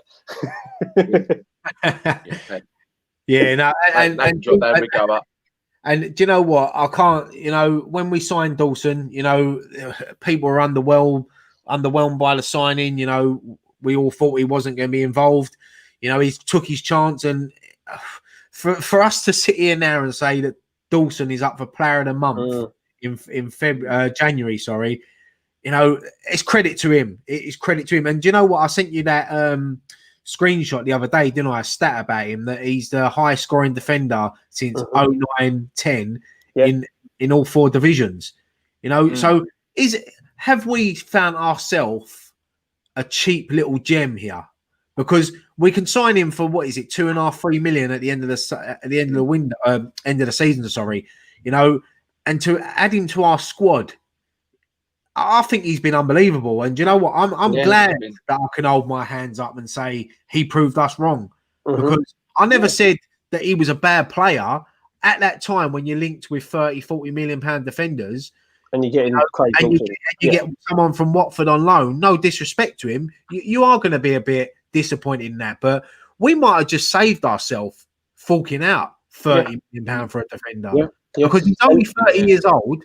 He's still got time on his side. He's settled in well. What a little gem we could have picked up there for next to nothing. But if he carries on the rest of the season how he has been, straight away as soon as that season finishes, I'll be pressuring the chairman to put pen to paper. Yeah, and that's the thing. We've seen with Hilaire and with Anderson, you paid a big money to get a player in, and it don't work out. We haven't really paid a penny for Dawson, and it's working out brilliantly. And it shocks me a bit, really, that they didn't tie him down and sign him. I don't know whether they're going to wait till the end of the season to do that, but his performances so far warranted it. Oh, massive. Yeah, definitely. Massive. What's he scored? 4 goals in his last 7 games, or is it 3 goals in his last 7 games? 4 clean sheets. I think he's up 8 games, 4 clean sheets, 3 goals. Yeah. Honestly, if we'd have sat there that day we signed him, and I'd have said to you them stats, and he'd be up for Player of the Month, you'd never believe me. I don't think anyone would. No, exactly. That's it. Who's a true professional. Shows what we know, doesn't it? Eh? Yeah, but we can all have our opinions. Everyone's got their opinions, But it's the way that he's come in. He's training with better players. He's got his head down. He's got his chance in the first team. Moyes is stuck with him, and fair play to him. Fair play to him. Yeah, that's it. That's it. He's took his chance. He's grabbed it with both hands, and he ain't letting go. And as we said on another show, like previously, we said he's another leader. And you see that every time, he's there when someone makes a decent tackle or something like that. He's there patting them on the back. When we've got a corner, he's there geeing players up, getting players to get in their position. Between him and Ogbonna, they're organising that back line. And it's got to be nice for Fab to be playing behind two centre halves like that who are dominating the back line, controlling the back line. And then when you've got a player like Soufal and then Criswell alongside them, it raises their game, it improves their game, and you can see that. We just look at times really, really solid. Look, we ain't perfect. Them boys ain't perfect, and we know that. But we look a lot harder to beat now than we have done in the past 8-9 seasons for me. The thing is, Scott, all we've ever asked for as fans, is we want a team to be proud of. A team that might not win every week, but they give it 110% every single week. And that's what we're getting at the moment. And that's why the results have been so good this season. Okay, maybe we could have gone at Liverpool a bit more. It didn't work out. We lost the game, but we bounced back quick. And that's what we're doing a lot this season. When we lose, we bounce back quick. We've not gone on a run of not winning for 5, 6, 7 games, like we have done before. We're picking up results. We're picking up good away wins as well at grounds that, we wouldn't pick up results at. We've gone to Everton this season. Everton were flying at the time, start of the year. We went there 1-1-0. Palace, difficult game. We go there. The pundits were saying, Palace home win. We go there and we win 3-1. They scored in the last second of the game. We was all over them. The other night, Aston Villa. All the pundits and everything were buzzing about Aston Villa, talking about Jack Grealish. We went there, done our job, and we walk away with a 3-1 win. Oh, mate, listen, you say that, even, you say about them talking about the Grealish before the game. Even now, when you watch some of the pundits, we beat them 3-1, and all they're talking about is Grealish's ball for Ollie Watkins. Yeah, NCB, Leicester away. Great. Yeah. Leicester away for me is still my favourite performance of the season so far because it was unexpected. Leicester were banging form at the time, and we went there and we beat them 3-0, but we dominated that game. Absolutely dominated that game. Even Rodgers said it was a perfect away performance. Yeah. Their top striker had less touches of the ball than our goalkeeper, and that sums it up. And he was banging form then as well, Barney. This is the thing, and it's good to see. I just the consistency, the performance levels, and we said before the Liverpool game, I think it was me and you chatting, Gray, and we said that. If we look, I'd take losing to Liverpool so long as we beat Villa and beat Fulham. Yeah, and to be honest, I was happy to get a draw against Villa. You always think that against the top teams, I mean, like Liverpool, the Cities, anything against them is a bonus point. Yeah. What we haven't done in the last few years is picked up points off the teams around us. And we're doing that this season, home, away. Yeah. And it's where we're sitting at the moment. It's not there. We're not there by luck. I mean, I listened to an interview with Jamie O'Hara the other day on TalkSport, and he was saying that it's embarrassing for clubs like Arsenal, Chelsea, and Tottenham that West Ham are above them. Why is it? Why is it embarrassing? I think to myself, listen, if Alan Brazil said that or Ali McQuest said that, I could sit there and maybe think, they've been there and done it. I'm not going to listen to an overrated fucking football player who hasn't played. What is he, 34, and he's been retired for the last 10 years, done nothing in his career. So I'm not going to sit there and listen to someone like him. He's a bitter fan. Obviously he's a Tottenham fan. And Alan Sugar last night, they've just lost 1-0 at home to Chelsea. What's the first thing he tweets out about West Ham? As I said, and I'll say it again, rent free. They always call it our cup final, but they're always mentioning us. I heard them on the way home today on the drive home. All the Tottenham fans ringing in. All they keep saying is, how can West Ham be above us? Do you know why we're above you? Because we've won more games than you. As simple as that. That's football. I don't care if you've got Jose Mourinho or whoever. That is football. And we're winning games. We're a team. And that's the thing. Look, we know we're West Ham. This may not happen, may not continue to the end of the season. We know that, but we're enjoying it while it is. But I've said this for a good few seasons now, right? Tottenham fans bang on of our West Ham Tottenham is our cup final, right? Yeah, for a team that are supposedly ain't bothered about it, so they go on about it. I've seen screenshots of their forums and things like that of how important it is to them not to lose against us. It's not our cup final. It's their cup final. You know, they hate it. They hate losing to us. For me, Tottenham, they're just another side. It's another London derby. They're nothing special. I'll be honest with you. All London derbies are the same for me. I want to beat Arsenal. I want to beat Chelsea. I want to beat Palace. The only one that is when we play Millwall. That's the one that I think we need to win this because they're our rivals. Tottenham ain't our main rivals. You know, we only banter Tottenham fans because they're so easy to wind up. Yeah. You know, other clubs do it. Arsenal fans do it. You know, Chelsea fans do it. They're so easy to wind up. And when you're losing, whenever you've seen West Ham lose this season, the first thing any of us do is mention Tottenham. We don't because we don't care about them. We worry about our club. But for them, Jamie O'Hara, you know, Alan Sugar, you know, there's a few more I've seen popping up, and it's embarrassing from them because they're meant to be this. I mean, I thought they won the league in November. You know, for a team that sort of won it in November, you know, they've got a cup final coming up, and you know, look, just worry about your own team. Worry about Jose Mourinho. Don't worry about David Moyes and his Claret and Blue Army.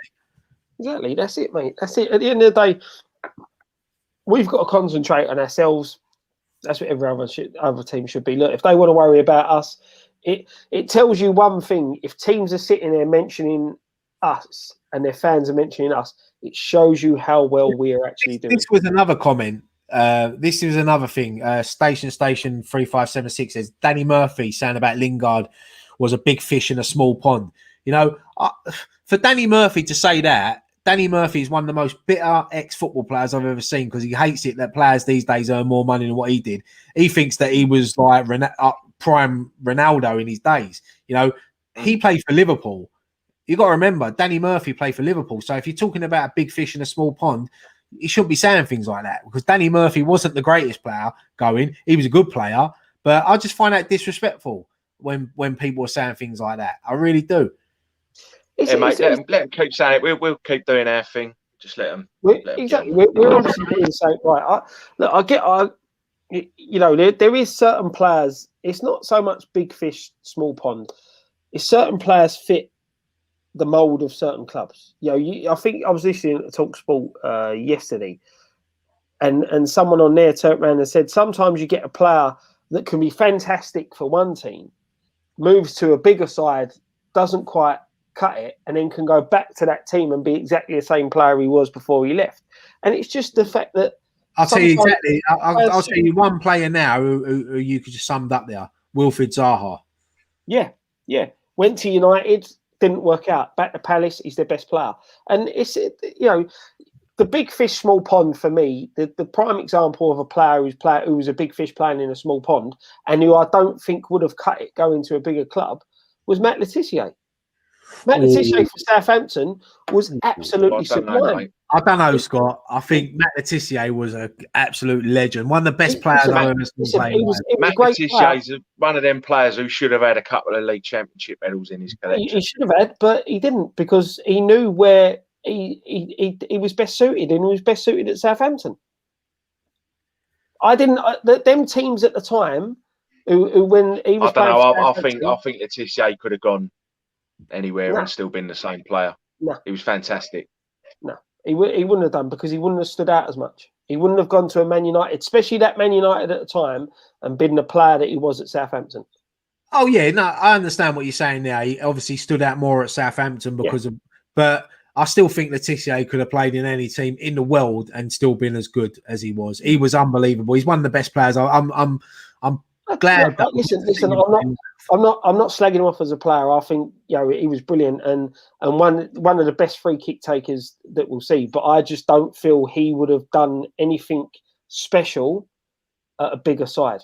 Southampton was a club that suited him, and that's why. The thing is with Le Tissier as well. He was loyal to Southampton. He was happy there. He was like, and the thing is as well, Le Tissier was probably one of Southampton's greatest players. And I remember the last ever game at Adele, they beat Arsenal 3-2, and he scored the winning goal. Mm-hmm. And that just sums him up as what he meant to Southampton. He's a legend. Yeah, I remember him saying about his free kicks, right? No, it was you, Scott, wasn't it? It said free kicks. Mm-hmm. Yeah. The last game, the North Bank was there. We had Southampton last day of season. It was 3-3. Yeah. And the one he stuck top bins. Mm-hmm. And I was right behind the goal. And honestly, you're not going to see a sweeter strut. Before we go into after you know what I mean? Before we go into after anything, one thing I want to talk about. I've seen a couple of stories come out today. The first one is Diafro Sacco, free agent, linked to West Ham, 31 years old. I personally can't see that happening. I tweeted out the other day that I wouldn't mind seeing someone like Daniel Sturridge come in on the free, just to the end of the season, pay as you play deal if we can get him. But the one we was linked with today, I think ex-employee put it out, is that we're looking at Danny Ings in the summer. Now he's out. He hasn't got long left on his contract to Southampton. What if I was to think of any player now that I'd like to fit into this team as a goal scorer? It'd be Danny Ings or Jamie Vardy. And if we could get hold of Danny Ings for a great price, whatever we pay for him, what an unbelievable signing that would be for West Ham. He's only 28. I know he's had his injuries, but he seems to have had a good run at Southampton. You know, he's scoring goals. I think he's forced himself into the England squads. You know, what a signing that would be if we could get him. Yeah, massively, mate. Massively. The thing you've got to look at, though, is that would we? I'll tell you one person that would be over the moon with that, Gio. Because I know Gio has been banging on about Danny Ings for so long. And he's right. Listen, Gio has been spot on about Danny Ings. When he was at Liverpool, he was calling for us to sign him. But I know one thing, if we got him, I'm going to be watching Hammers chat the day that we signed Danny Ings, because I think it'll be a Gio loving. You know, as much as I love Noble and I love Gio loves Noble, I think he loves Danny Ings that little bit more. So I'll be looking forward to that. But do you think that we may have to change system if we get Danny Ings in?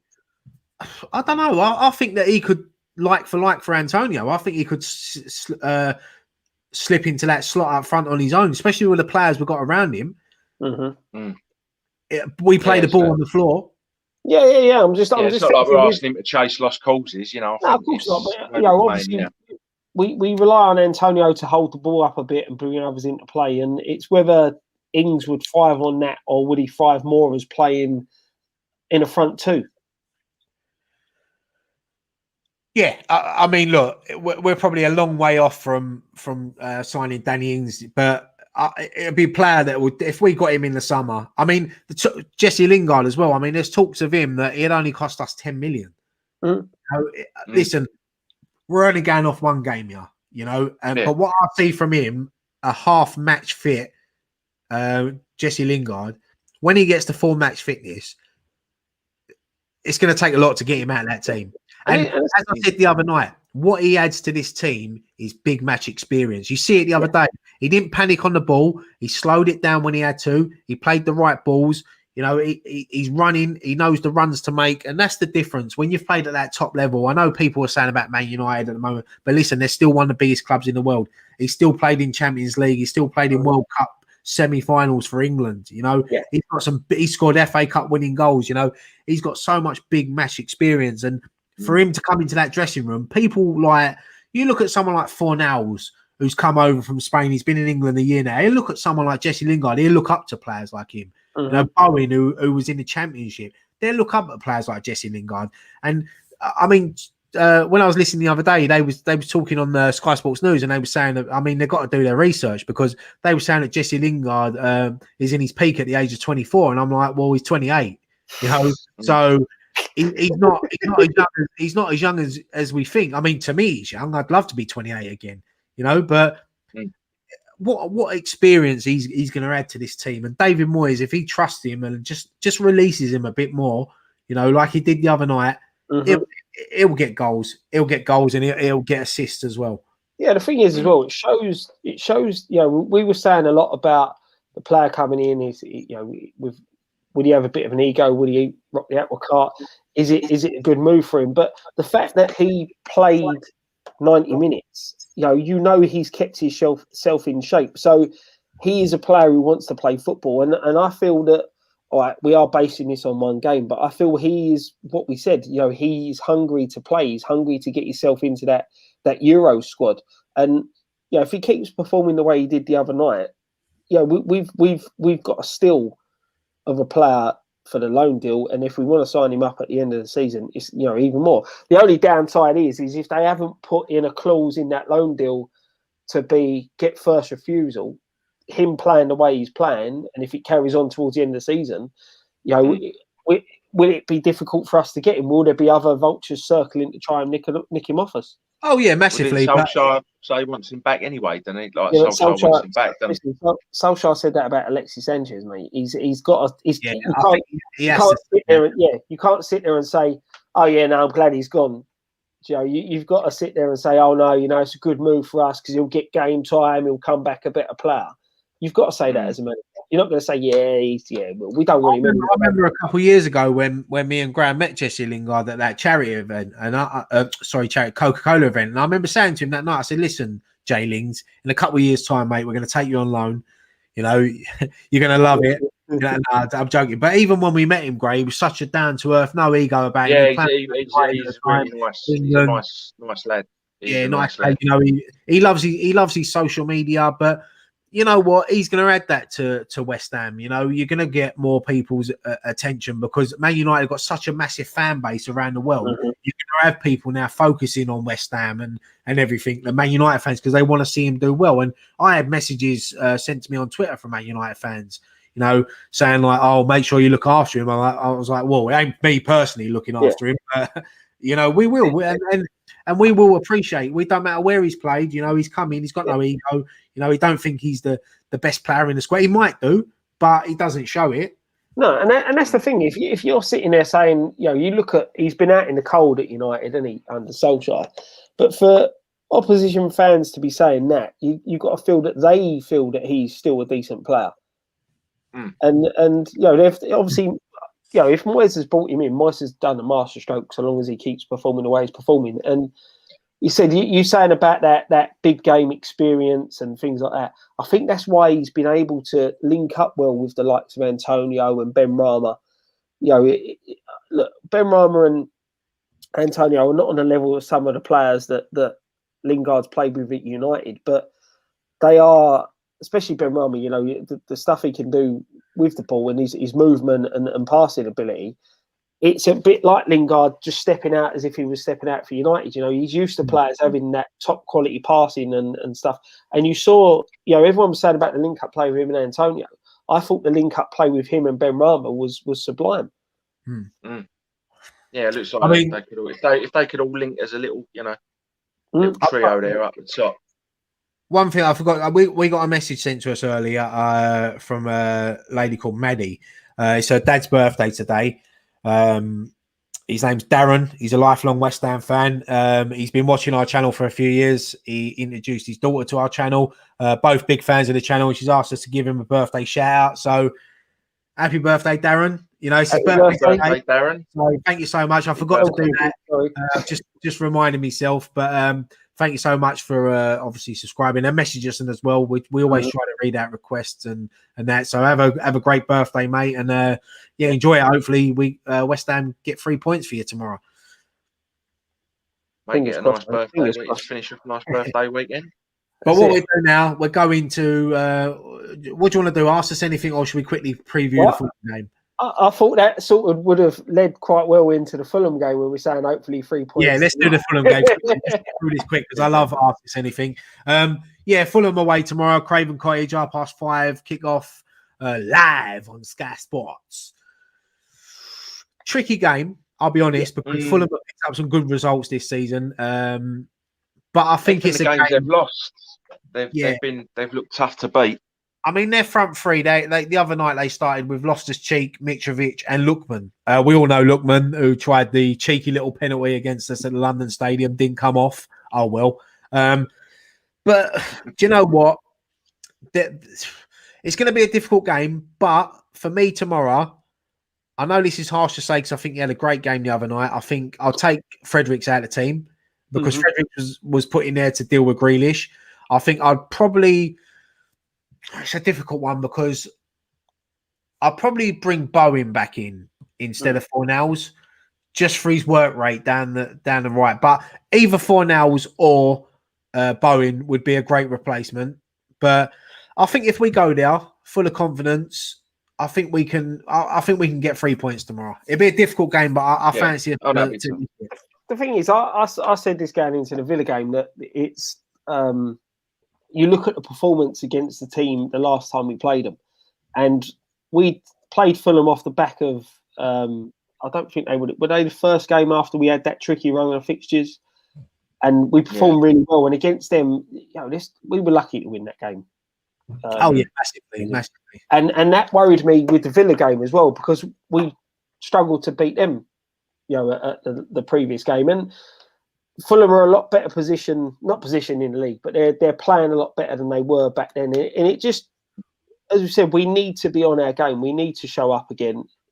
Play like the way we did against Villa, we won't have a problem. But it's it's going to be a tough ask. And again, it's a London derby. Scotty Parker, he's got history with us, and as much as he was, he was one of the main reasons we stayed up when he was playing for us back when he was there.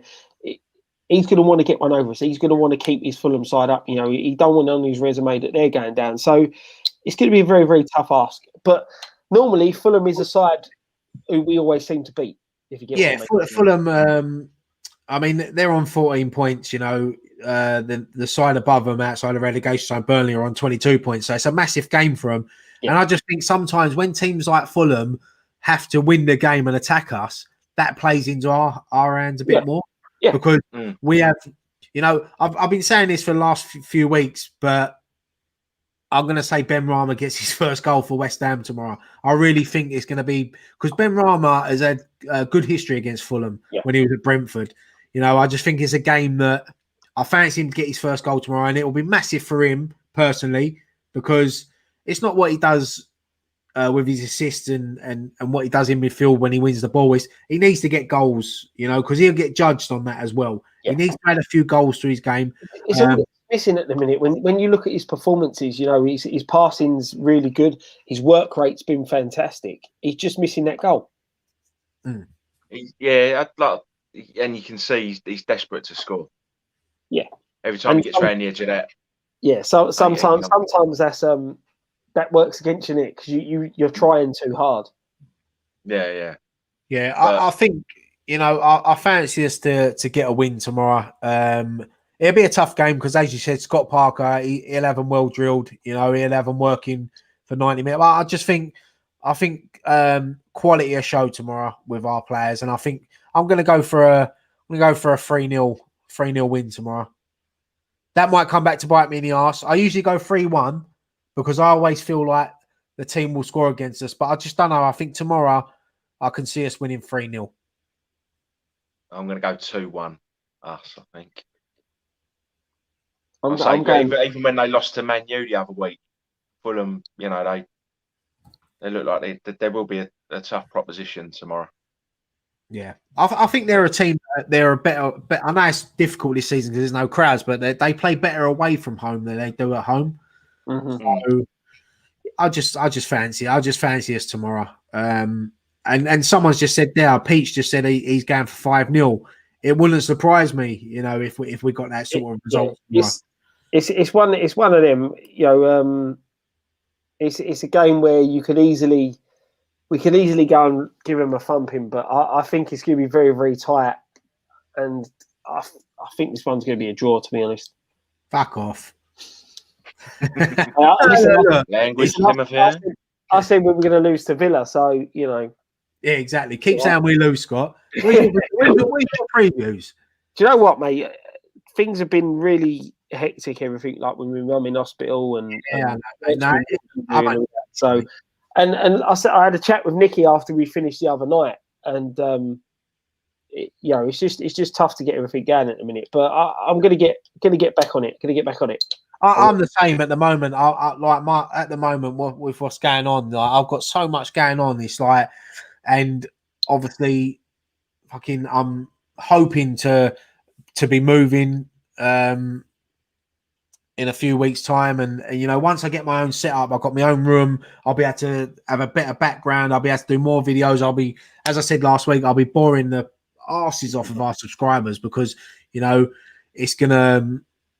I'm just gonna enjoy it. I'm gonna enjoy getting back on it. You know, we're gonna take this channel, and we're gonna move it forward. We passed 55,000 subscribers the other day, which was massive.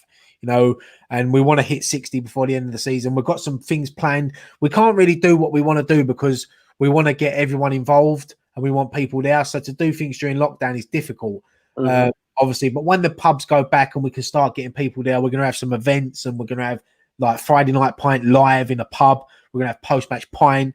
You know, we just want to get everyone involved and we want to, hopefully we'll have a bit of money to sort of buy about 5 people a drink. So the first 5 subscribers there get a drink. The rest you pay for your We've had another super chat coming here. This money is for Ryan. I just took your 3-1 scoreline against my wife.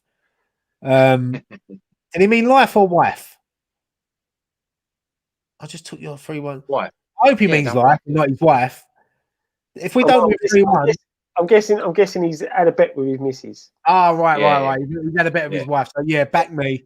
Wherever you listen, I've got to say it. Wives are always right. So whatever she said, maybe change your mind. So thank you so much for the donation, mate. Really appreciate it. Yeah, thank you. Thank you. Let's go to what we got. Last 20 minutes. Let's ask us anything. Get your questions in for Graham and Scott, myself. I've seen a few people asking about Nicky tonight. He's all right.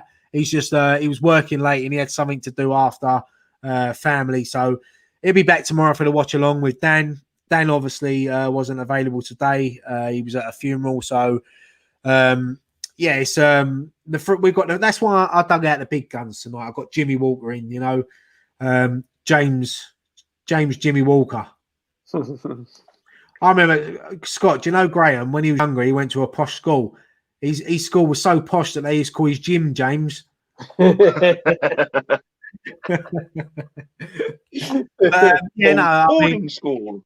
Yeah, going back, I mean, how great was it to have Jimmy on? I'm hoping I still keep in contact with a few of these ex-players, and I'm hoping that once I get into my new setup, I'll be able to do a lot more with, more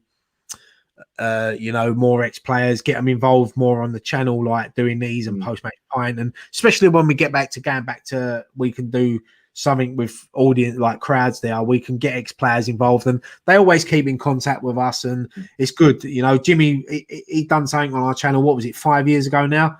Yeah. You know, we've always kept in contact with him and every time we meet Jimmy though, he's fantastic, isn't he? Yeah. He's brilliant. He's a top bloke, you know. We've been lucky enough to have a few beers with him. You know, he's a great bloke, absolutely great bloke. And great luck. When we do get back, we need to get him out for a night out, mate. I tell you, he just seems he's a top guy. And as I said, you know, I wasn't starstruck with Jimmy being there. I just like listening to his stories because I do as well. Funny tales. Yeah. Andrew said, "I've been waiting a while to tell that joke. 15 years to be precise." Harry Redknapp only has good things to say about West Ham. Yeah, listen, I'm not one of these people that will sit there and slate Harry Redknapp. I know people have things with him because of the Billy Bonds thing and that, but I just remember Harry Redknapp as a youngster going to the training ground, how well he looked after us, you know, and made us feel welcome. So, and I've been lucky enough to see Harry Redknapp a couple of times in the last few years, and in the last couple of years, and he's been great. I sat there with him at that charity event, Gray. Do you remember what we went to? And when you introduced me to Ray Winston, mate, I've got to admit I was a bit starstruck when I met Ray Winston. But but the thing is like you can sit there and talk to these people, and you don't have to have a script. You don't have to write questions down. You talk to them as normal people because you feel like you've been there throughout, like their manager, because you've grown up watching them. Sorry, and it's easy to talk to these people, and they just love West Ham. You know, it's good, and yeah, Ray Winston was that was a good one, Gray, wasn't it? Yeah. I remember sitting on that table, sitting opposite me. I've got Ray Winston, Harry Redknapp. I've got Terry was sitting there who introduced us to Frank Senior. Great bloke, Terry. And very nice it was amazing, wasn't it? It was great. Just want to say thank you for everyone that's wishing my mum better. Hopefully she's going to be out of hospital by the end of next week. Fingers crossed. So thank you. All the best to your mum, mate. But Phil saying, Ryan, was it like showering with Danny Dyer? I don't think I'll ever. I'll tell you a quick shower story about that charity game. I was in the shower with a couple of players, and we're all doxing, we're soaping ourselves off, talking about the game. All of a sudden, we turn around and Marlon Airwood and Cole get in the shower, and we're like, boys, it's time to go. We're getting shown up here. I'm not going to say why, but just use your imagination. Yeah, hold on. Right, hang on. Gray, read this one out. Can you see it? How old's Ryan? You should have said that when Jimmy was on. You should have said that when Jimmy was on. That was it, weren't it? That's when the famous How Old Ryan come out, and it when Jimmy was on. Yeah. Kent Evans. What's our three lads' dream interview? Who would be, if you could sit down and interview anyone, who would it be? Oh, I've got a couple. Say obviously, I'd love to speak to Billy Bonds. Love to, and Frank McAvenny. Yeah. Oh, you interviewed COYI, didn't you? He was one of your heroes. Yeah. Good. Again, I say all the ex-players we've met have all just been such lovely people, aren't they? Yeah, really nice people. Honestly, all the players we've met. I was a bit gutted, really, Gray, when you met COYI, because he was one of my first favourite players. Yeah, but the thing is, I'll tell you a story about that. When I interviewed him, I didn't know I was going to be interviewing him. Like Nicky phoned me up, he said, mate, can you come down and help? So I was like, yeah, I'm thinking I'm going to go and hold the camera or something. And I turned up, he went, no, you're interviewing him in about 20 minutes. I was like, oh, right, okay then. It's a good job I know a lot about him already then, isn't it? This is the thing, right?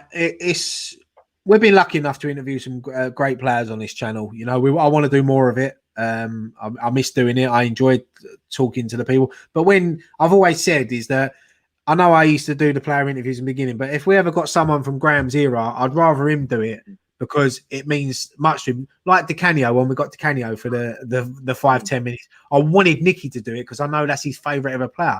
My dream interview would be, there's quite a few, but I know he's been done quite a lot. But for me personally, I'd love to sit down for a half hour, 45 minutes with Julian Dix because he is my all-time hero. No one comes close to him. But apart from Julian Dix, I would love to be able to interview Mark Noble when he retires.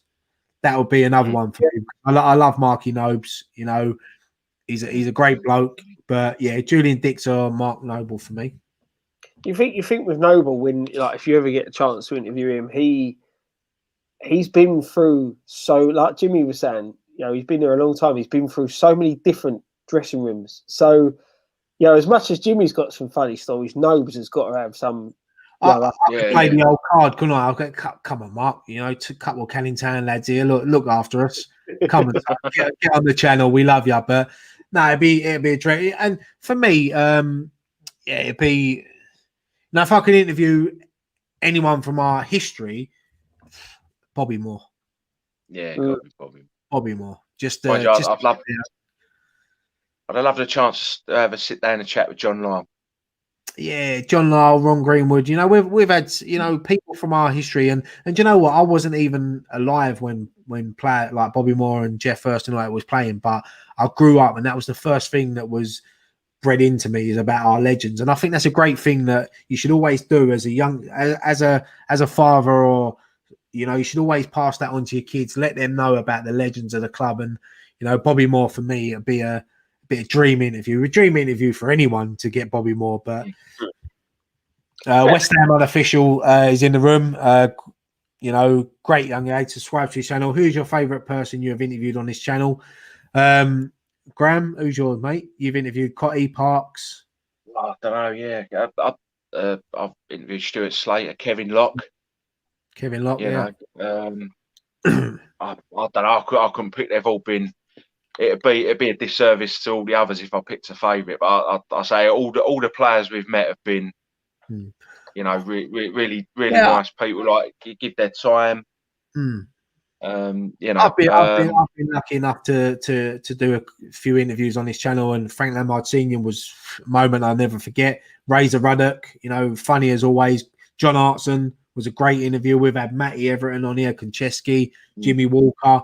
The film premiere for Iron Man when I got to interview Slaven Bilic, Ray Winston, James Collins.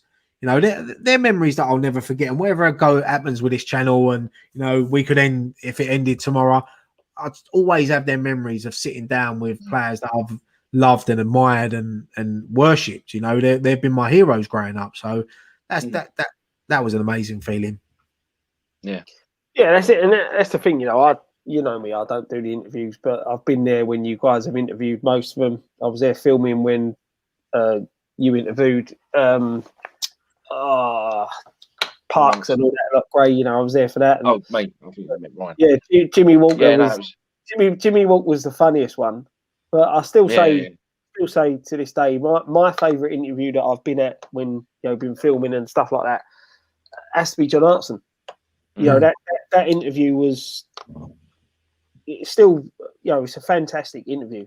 And, you know, as I wish we would have done that like now, because I don't think maybe we should re-upload that interview, because you know, at that time we only had like 100 subscribers and things like that. I mean, we've been lucky enough to I remember John Hartson inviting us into the when we played Swansea away, and he invited us in to do an interview with him, like a fan cam sort of thing. And when we had the DeCanio night, we done another interview. John Hartson's always been great for us, you know.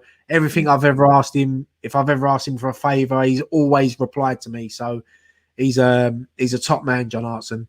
Even invited us out for a beer, didn't he, down his local? Yeah, and that was the worst thing. Here's a question. Everyone would have seen this yesterday. Did you lads get some kits online yesterday? Do you know what? No, I didn't, but I'm fucking gutted I didn't, because literally my missus bought me the black away the third shirt before Christmas. And I haven't worn it. I'm one of these ones, I put things in the wardrobe and I forget about it.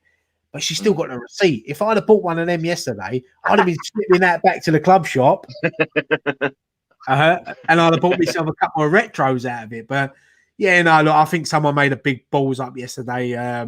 Obviously, with M&M Direct, it's a website that they get like, say, like the summer fashion, they sell it in the winter. You know what I mean? So, and obviously, Umbro have got good deals with M&M. So Umbro probably had a massive batch that they sent to them to send at the end of the season. But obviously, someone in admin's put them online a bit too early, and got a bit excited. I think someone got sacked in the morning. I bet David Sullivan was sitting there going, "What's going on? What's going on here?" I'm gutted. I missed out because I bought last season's shirts from there for 15 quid, like a piece, and you know, I'm a tight git. I am. We all know that, and yeah, I'm gutted. I missed out on that one. Scott's so tight when he drops a coin, it hits him in the back of the head. I say that, Gray. I see Scott take a £10 note out of his wallet the other day, and the Queen blinked where she ain't seen daylight. But yeah, no, that's 10 years I've had that one in the locker waiting. So someone's really messed up there, mate. But it's one of them. Here's a nice comment for aimed towards you, Scott. James Games, what a name. Watching this channel grow and how you have all grown in confidence, especially Scott. I'm only 18, but it feels like a proud dad moment. James, thank you so much, mate. Thank you, James. Thank you. You've just made us feel a lot older. Those were the days, weren't they? 18. You know, when you could first legally go and have a drink. Yeah. Buy your first beer. You got any idea? You get out with pride, didn't you? You get out with pride. Yes, I have. Look at that. There you go. But no, James, listen, mate, thank you so much for your comment and supporting the channel. Like to everyone in the chat, I wish we could get round to everyone's comments, you know, but they come up so fast. Here's one for Graham.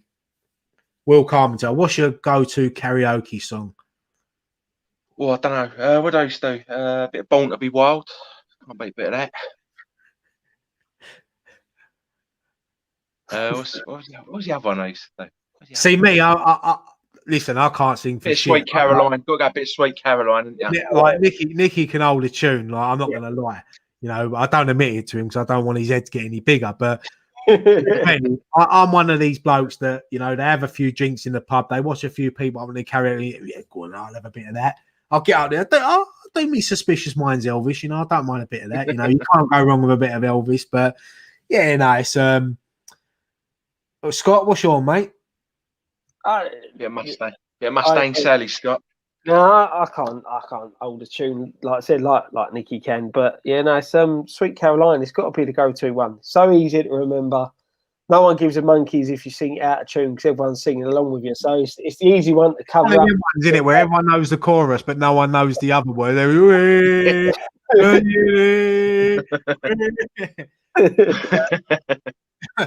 This is what I was laughing at. Scott's so tight he buys a cake on a Friday to have a bubble bath on a Saturday. I'm using that one. I'm using that one. Who was that? Chris, I apologise now, but I'm going to nick that one in future videos. I'm joking. I'll always credit you. Always credit. Ain't that tight. Always one of the first to buy a beer when we're out. So this is true. Scott does shouties round. Yeah, when it's you and him, when everyone else turns up, he gets fucking.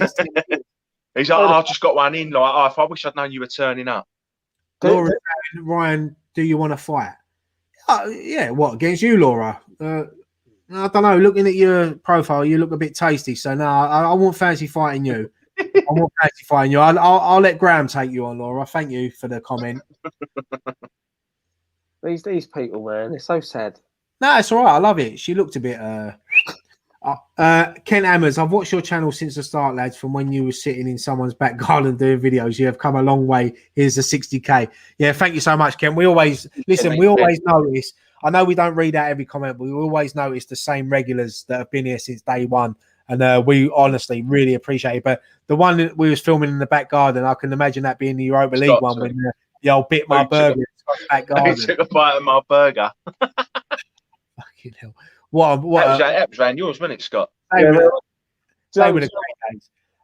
Legs donated $2.99. Thank you so much, Kane. Best player you've ever seen live? Let's just say not just West Ham, just live. The best player you've ever seen. Going back early 90s, I'd say one of the Cantona back in the early 90s was quality. Cantona was good. Goalkeeping wise, got like in the Premier League era, got Schmeichel. That's tough. That's really tough.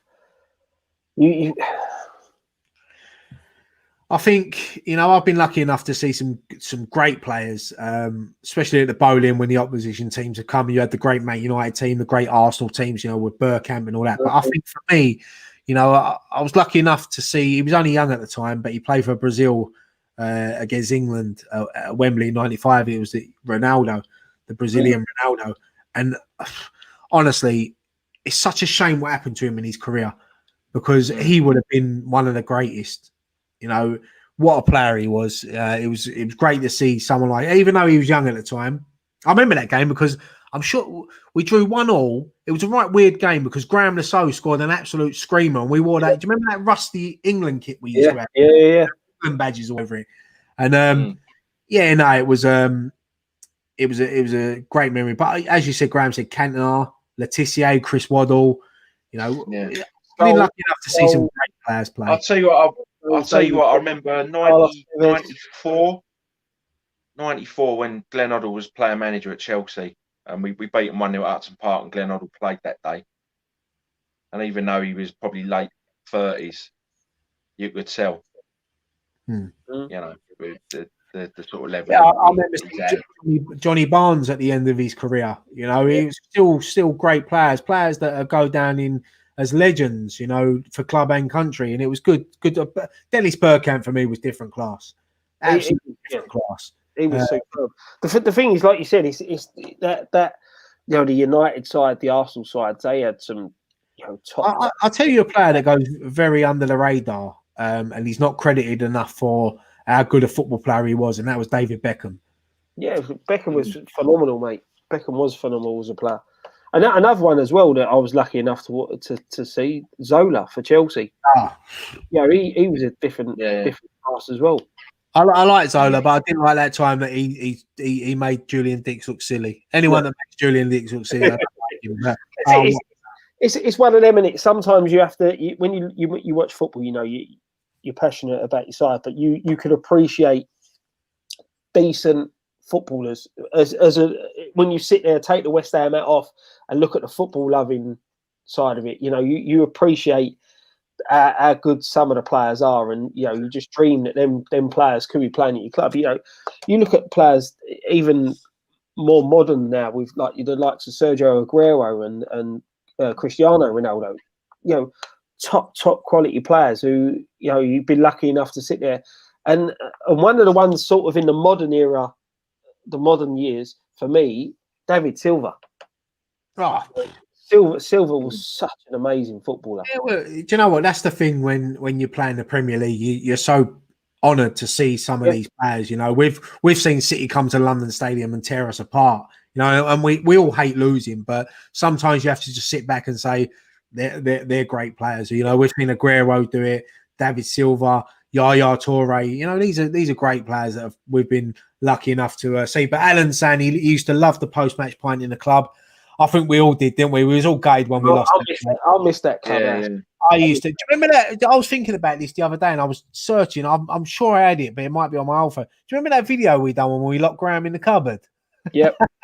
Yeah, that was in the storeroom, wasn't it? He had 2 bottles of beer in my hand. Philip saying, I remember when I first met you at the end of the 14-15 season, Ryan gave me a West Ham Fan TV business card. I wish I still had it. Do you remember them when we used to hand them out? I remember, I'm sure it was Burnley at home that season where I interviewed Philip. And Philip's been, since day one, he's been watching our channel, not only us, all the channels. And, I see him appear on, what was it? He was on Jake's channel, West Ham Unofficial, the other day. And, that's good. I love seeing all these people that we've sort of known for years, even though we don't know them personally. We know them on this platform, and I remember he comes up with some cracking questions every week as well. Yeah, he always does. Do you know them cards, right? Yeah. I'll tell you what. I see him on the My Hammers 11 when they done the quiz night, and I thought to myself, I'm glad I weren't on there with Phil because he was smashing it. But them business cards, right? I cleared out my old van. Obviously, like now I've got a new one. And I had a centre console that was full of just stuff, right? That thought I might need. Dug right down deep in the bottom, clearing it out. And what did I pull out? The little plastic pot with all them cards in it. I think. Do you know what? I think I've actually still got some. Yeah, I'm sure I've still got some. If I've got some, Philip, I'll send you one in the post, mate. I'll send you one in the post. Great. Right, there's a question for Graham here. Go on, mate. Right, mate, Junior. Graham, what was your favourite part of working at Thames Ironworks? Does he mean Thames Ironworks, the Sunday team, or the 1895, like the team before 1895? Because I'm sure Graham was a physio. I don't know. Does he mean? I used to have the bucket and the sponge for the real Thames Ironworks, that is. And the Sunday team. What's your memories, great? What, when we moved to the bowling from the memorials? Oh, fucking hell. Any more questions? We'll give it another, how long? We've got another, what, you want another 5 minutes? Yeah, mate, yeah, it's all right. You want to talk about while we're waiting for questions coming? I'll just randomly pick some questions out. Go on, talk amongst yourself. We're all friends here. Talk amongst yourselves. Nino says it's not really a question, but he's saying, cheers, boys, for the Friday night pint. Look forward to this all week. Keep us all going. Come on, you irons. Thank you, Nino. One of us on this channel actually wanted to stop this show on a Friday night, but me and Scott put our foot down and said, no, we have to carry this on. We have to do it on a Friday night because people enjoy it. And I think Nicky's come around to it. That was a long time ago. I enjoy this. I look forward to doing this. I do as well. I can't wait. I've got a routine now. I come home on a Friday. I sort myself out. I enjoy a shave tonight for this. Look, I've had a shave. I told you. You know what? I said to him earlier. I texted him earlier. I said, Graham, I've got someone coming on tonight, mate. Make sure you brush your hair. And he has as well. He brushed it, look. He thought I had a treacle coming on. Look at him. Everything. Oh, fucking hell. Scott, you could have brushed yours. What's going on? Oh, Phillips donated 999. Thank you for shower. I would love to play against you, Wheel of Fortune. Do you know what? Thank you so much for 999. I don't want to play against you, Wheel of Fortune, but do you know what? I think we should do. Get on to Russ. But next time we sort it, I'll have you on the Wheel of Fortune. We need to get used to on the Wheel of Fortune. Well, I must don't know admit, from between you and Philip. I think you'd. I don't think we'd stand a chance. Me and Philip would rule the game show world, mate. Russ did comment earlier and turned around and said, "When's Graham coming on my show?" Oh, I do have to. He did, yes. I do have to do that. I've been very. I've started a new job and I've been very busy, but I'm settling in now. So. Connor saying, I'm a teacher. I used the argument about Haller in lessons today. Kids loved it. Talking about Haller, did you see that he got left out of the Ajax squad for the? That's crazy. Matt, do you know what, Matt? I do apologise, mate. I've seen you put it up a few times tonight. Yeah, it was. That's mental, isn't it? I think their goalkeeper's been banned for 12 months as well. So not great times at Ajax at the moment. What was that for them? It was a doping ban, I think. Bloody hell. I think it was but yeah, that's crazy about Sebastian Haller. Their record signing, they leave him. Someone in the admin's definitely got the sack. Yeah, 100%. Alan said, from an expat living in Spain for 30 years, thank you for everything. Alan, thank you for everything, mate. Thank you. Appreciate everything you've done.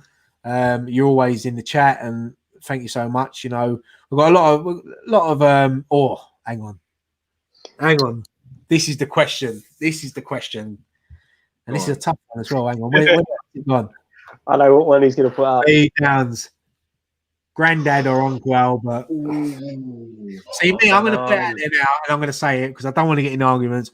I'm Uncle Albert because I remember Granddad, and I've watched all of them back, and I love Granddad. Don't get me wrong, I loved him. His dry sense of humour, but I just prefer Uncle Albert. I thought Uncle Albert was more funnier, if that makes sense. Don't at me or judge me, but I love Uncle Albert. Rest his. But Granddad was in the Chandelier episode.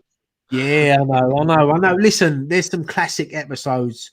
Or the one where he gets arrested in Spain. Where he goes, "Oh, you were gun running during the Spanish Civil War." And he went, it's the best time to do it. Ken Hammer's saying during the war for me, Ryan Albert. Yeah, I mean, I just love that scene. It's been going around Twitter the last few weeks, and I've posted it myself. The famous scene with Uncle Albert when he's got Iraq shocked and surprised, and you can actually see David Jason trying so hard not to laugh. Yeah, and the thing is, Uncle Albert wasn't even an actor until later in his age, was he? He was.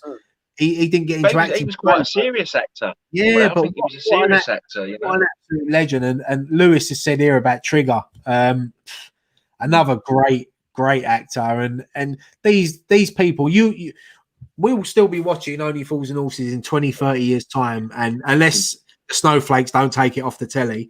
But that's it. You can laugh at it. I've seen the same episodes over and over again. I know what's coming, but I still laugh at it. Still laugh. Who's your favourite, Scott? That's it. That is it. And it with shows like that, I say it time and time again. You know, that they don't make shows like that anymore. They don't make shows that in 20 years' time you're still going to watch it. You know, it's that's fantastic. But that's not Maxwell House. It's Oxo Bleeding Gravy. I was watching that one the other night. I was watching that one the other night as well. You know, but yeah. Granddad was quality, but yeah. Best thing for me was the apple juice one. Yeah, Raquel goes away, and this flat goes to plot whatever it is. Oh fuck it! And that apple juice is off. Who's your favourite, Scott? Then Uncle Albert. Yeah, Uncle Albert, mate. Yeah, but listen, Grandad was just as good. They were both brilliant. I see a picture of David Jason the other day. He was 81 the other day, and these are the sort of people you never want to see get old, because the day that we finally lose someone like David Jason, this country is it's going to be a sad day for this country. Massively. Yeah. Graham James is saying, if we get Europe, can we shave your eyebrows off?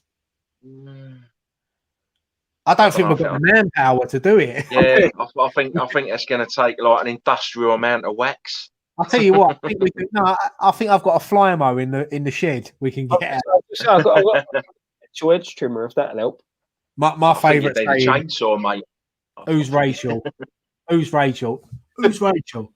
I want to watch it now. Well, fuck it, I might fucking get on it after.